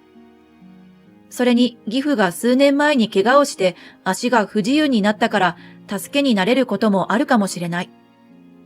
私たちは同居を決め、義父母は歓迎してくれた。ところが同居を始めると、義士、ルカの存在が私を悩ませた。義士も同居に異論なしと聞いていたが、どうも様子がおかしい。同い年なんだ。じゃあお姉さんじゃなくて名前で呼んでよ。結婚の挨拶に行った時、そう言って笑ってくれた。それ以来、年に2、3回しか会う機会はないが仲良くしてきた。ところが、引っ越して同居初日、久しぶりに会った義士に以前のようなにこやかさはなかった。ああ、ルカちゃん、これからよろしくね。は？ルカちゃん？同い年だからって慣れ慣れしい。あんたは嫁で、私が姉なんだから、ルカさんでしょ？え？今までと同じ呼び方なのに、突然そんなことを言われ、私は面食らった。そもそも、勝手に転がり込んでくるとか、ほんと迷惑。とっととタケルの再就職決めて出てってよね。夫とも仲のいい兄弟だったのに、まるで別人だった。義士が表変したわけは、義母がこっそり教えてくれた。ルカには恋人がいて、近々結婚予定だった。だから自分は実家を出るし、同居したらと言っていたのに、その恋人と破局したという。義母は心配そうに言った。詳しくはわからないけど、相手が心変わりしたみたいで、かなり情緒不安定なの。あなたたちも来るタイミングが悪かったわね。今はそっとしといてあげて。そんなことがあったんですね。わかりました。結婚するつもりが一転、破局となったなら、それはどんなにショックだろう。そこに弟夫婦が同居を始めたら、確かに目障りかもしれない。私は納得し、時間が解決するだろうと静観することにした。しかしルカの態度は軟化するどころかひどくなるばかりだった。しかもそのイライラや怒りの矛先はどうやら私に絞られたらしい。夫は再就職先を探すため毎日職案に行ったり転職エージェントと会ったりしている。義父もリハビリが週に何度かあるため義母と出かけることがあり、私とルカだけが家にいる時間も多いが、そこを狙って鬱憤を晴らしに来る。この日も仕事をしているとノックもせずに部屋の扉が開いた。驚いて振り返ると、あからさまに不機嫌な顔でルカが立っている。ルカさん、どうしたんですか？作業の手を止めて尋ねると、彼女は大きくため息をついた。私の朝ごはんは？お腹空いたんだけど。朝ごはんというか、もう昼だが、ここは突っ込まない方が賢明だ。ご飯だったら炊けてますし、味噌汁も残ってますよ。はぁ？私、パン派なんだけど、クロワッサン。そんなこと言われても、今、クロワッサンはないです。買ってきてよ。え？駅前に有名なパン屋があるでしょ？あそこのクロワッサン、買ってきて。はい？いきなりそんなことを言われ、私は固まってしまった。いくら夫の姉で昇進だからって何でも受け入れるわけにはいかない。というか、とっくにその範疇は超えている。私は仕事中なのでいけません。自分で好きなもの買ってきたらいいじゃないですか。はぁ？仕事？あんた会社辞めて家でダラダラしてるだけでしょ？以前は会社員でしたけど、今はフリーで在宅ワークなんですよ。はぁ？在宅ワークって、外の会社に適用できない底辺のすることでしょ？そんな言い方やめてください。今は仕事の形も多様だし、介護や育児の合間に家で仕事する人増えてますよ。あんた、朝も寝坊してお母さんに朝ごはん用意させてるじゃない。嫁のくせにありえないわ。それは申し訳ないと思ってます。夜型の仕事で徹夜の時もあるので。はいはい、言い訳ね。それっぽいこと言ってごまかせるほど私は甘くないわ。母さんたちが騙せてるからってふざけないでよ。嘘じゃないです。ルカは私の部屋を見渡すと言った。漫画や雑誌だらけじゃない。今もゴロゴロ読んでたでしょ？私が来たら飛び起きてさ。つい読むときは横になってしまって。でも読むのも仕事で。はぁ？資料集めとか、もちろん書くのが本業です。あのさ、趣味で絵を描いてるのを仕事とは言わないから。絵じゃなくて漫画です。趣味で描くやつなんて5万といるの。漫画ってのはジャンプやリボン。あんたの作品載ってるの？まさか、そんな第一線はとても。ルカさんリボン派でした？誰が好きですか？ジャンプならどの作品が？ちょっとうざい。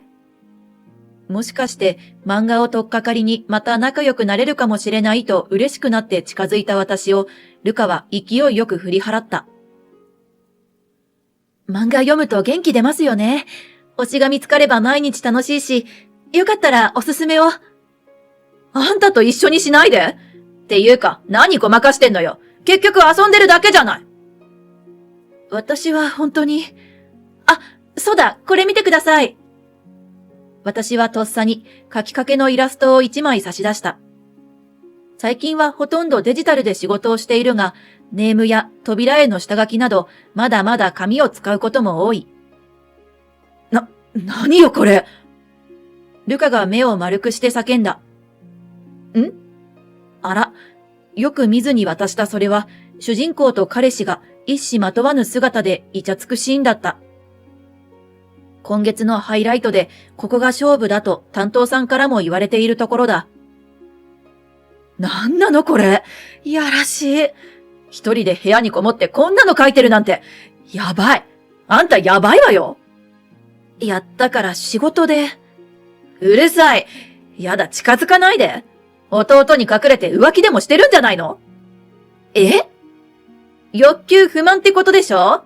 やだやだ、不潔。早くこの家から出て行ってよ。めちゃくちゃなこと言わないでください。ルカさんこそ、そんな風に人を見下してるから振られたんじゃないですか？しまった。と思った時には遅かった。彼女はみるみる顔を真っ赤にして、般若のように目をつり上げると、ドアをバタンと思い切り閉めて出て行った。漫画も私自身も侮辱された気がして、つい私も向きになって地雷を踏んでしまった。時間が経って少し落ち着いた私は、結婚前の夫の言葉を思い出した。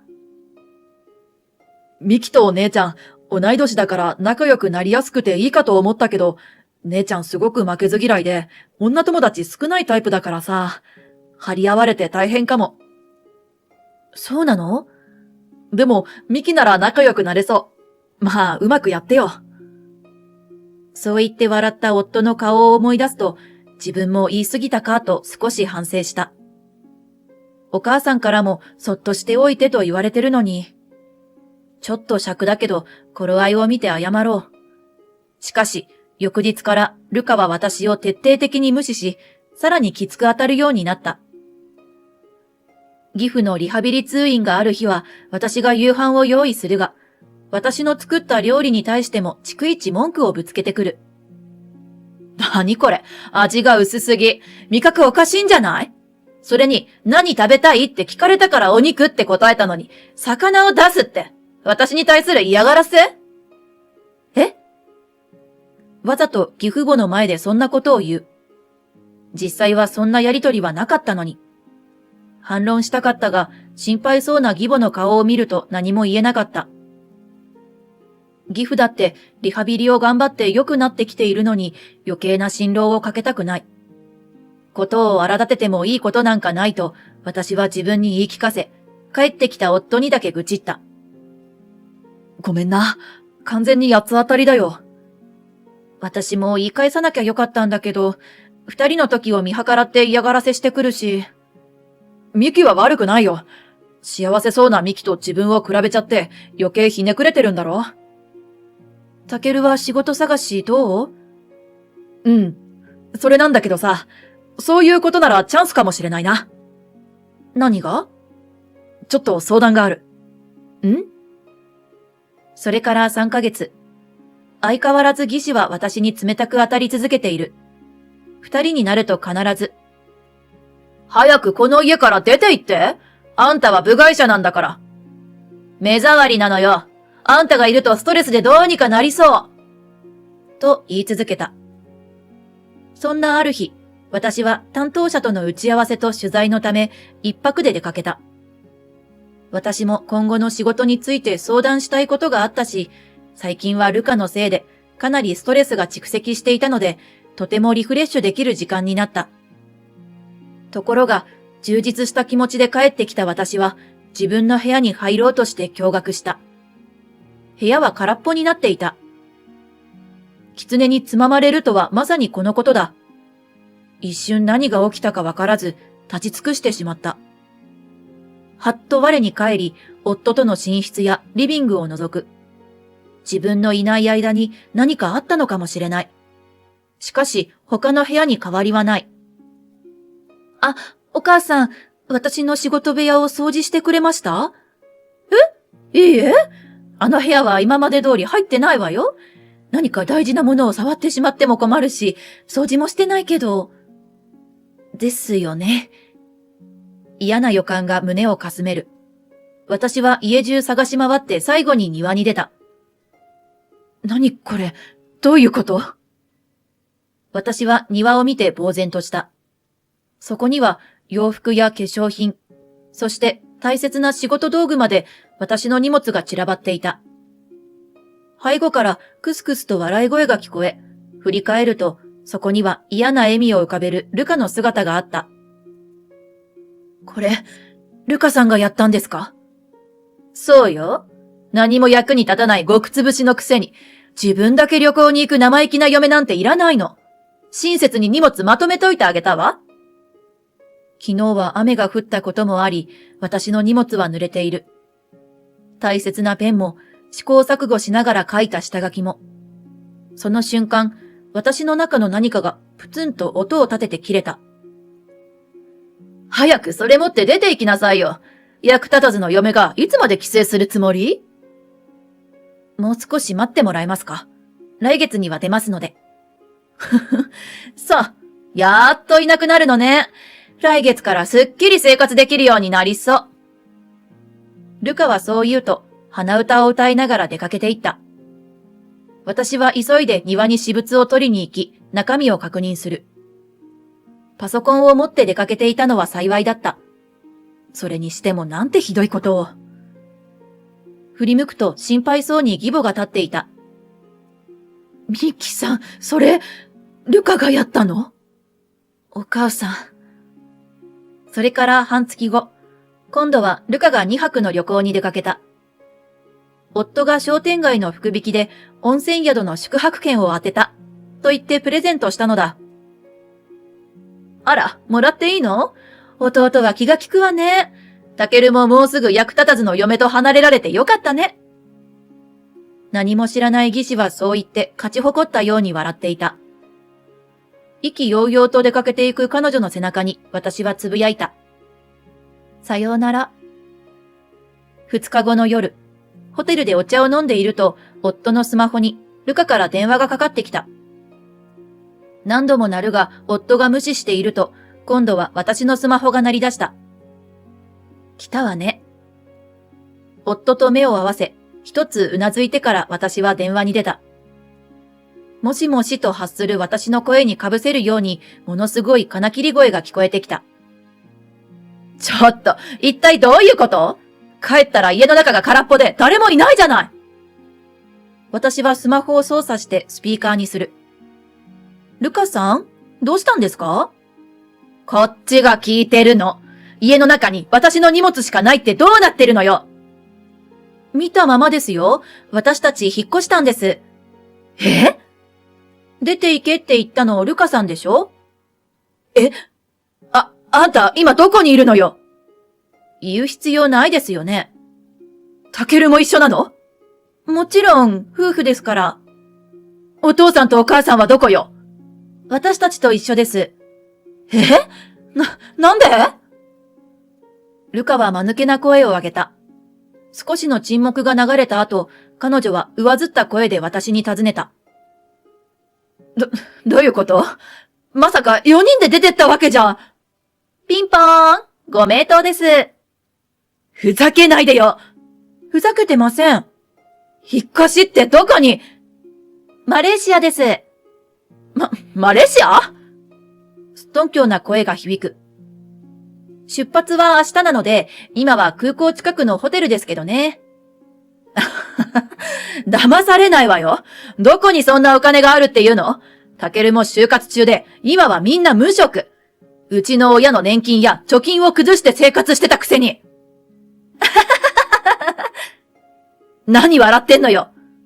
いや、だって、私、在宅で仕事してましたよね。は？あの下手なイラストのこと言ってんの？漫画です。あれが何？売るってあれでしょ？同人誌っていうの？あんたと同類の集まりで100円とか300円とか。ほんと底辺。あんなの見てにやける連中なんて。すごい偏見。同人誌を馬鹿にするのも許せないけど、今はそこじゃないか。ルカさんが言うあんなのがかなり人気あるんですよね。だって海外に住むにはちゃんと申請して審査を受けて通らなきゃなりません。私の収入で申請したんですよ。はぁ？もしもし、ルカ？ここで義母が口を開いた。お母さん？あなた何を勘違いしてるの？ミキさんは私やお父さんの年金に手をつけたことなんてないわ。むしろ私たちがミキさんの稼ぎで生活させてもらってたのよ。ミキさん、今連載中の作品が大当たりで、漫画アプリの中でも常に人気ベスト3に入ってるのよ。電子版の売れ行きがすごいから、紙のコミックも出してもらえることになったのよね。ここで夫や義父も、おめでとう！パチパチ拍手してくれた。コミック？あんたって。だから漫画家。何度も言ってますよね。それは趣味で。そもそも、一回服を着ていないラブシーンの絵を見ただけで、なんでそんなに人を侮辱できるんですか？ちゃんと前後にストーリーがあるのに。まさか本当に？でも、タケルは就活してたじゃない。俺転職先いいところが見つかったんだよ。でも条件が、最初の赴任先がマレーシア支社ってことでさ。普通なら厳しい条件でみんな断るから空いてたんだけど、俺たちは前向きに捉えた。ミキをお姉ちゃんから話してやりたいと思ってたし。もともと俺とミキは将来は都心を離れて暮らしたくて、国内も海外もいろいろ調べてたから抵抗ない。まあハワイとかも夢見たけど、現実的に考えたらマレーシアって今すごくいいんだよね。時差は1、2時間だし、物価は安いし、気候も最近の日本の酷暑に比べたら朝晩涼しくて過ごしやすい。だからって、お母さんとお父さんが住み慣れた家を離れて、そんなとこ行きたいわけないわ。無理やり連れてったんでしょ。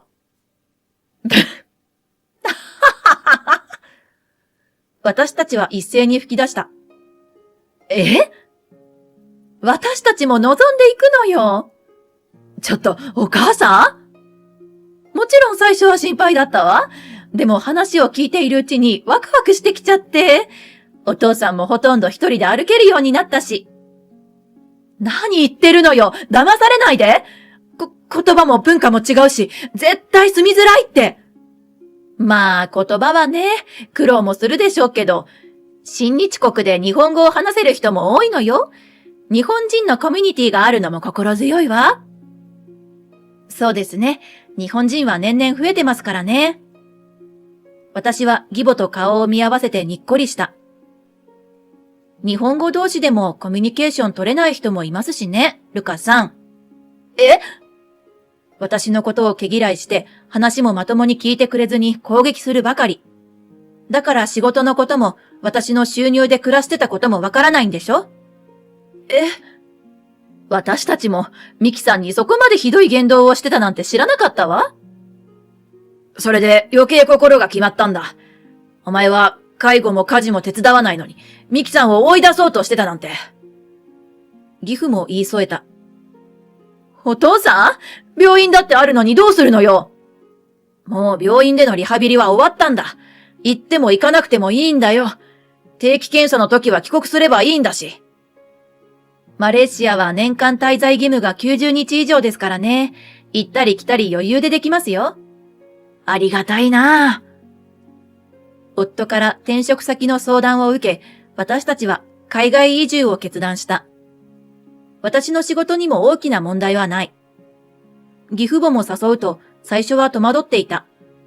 しかし、夫からルカの私に対する仕打ちを聞き、あの荷物が捨てられたことを目の当たりにした二人は心を決めた。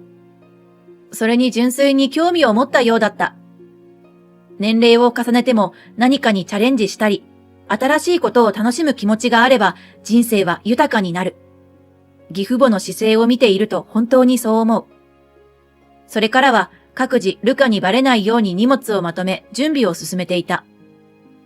夫がルカに温泉の宿泊券をプレゼントしたのももちろんわざとだ。そういうわけなので、ルカさん、お別れです。待ちなさい。私はどうなるのよ。せーの、バイバーイ。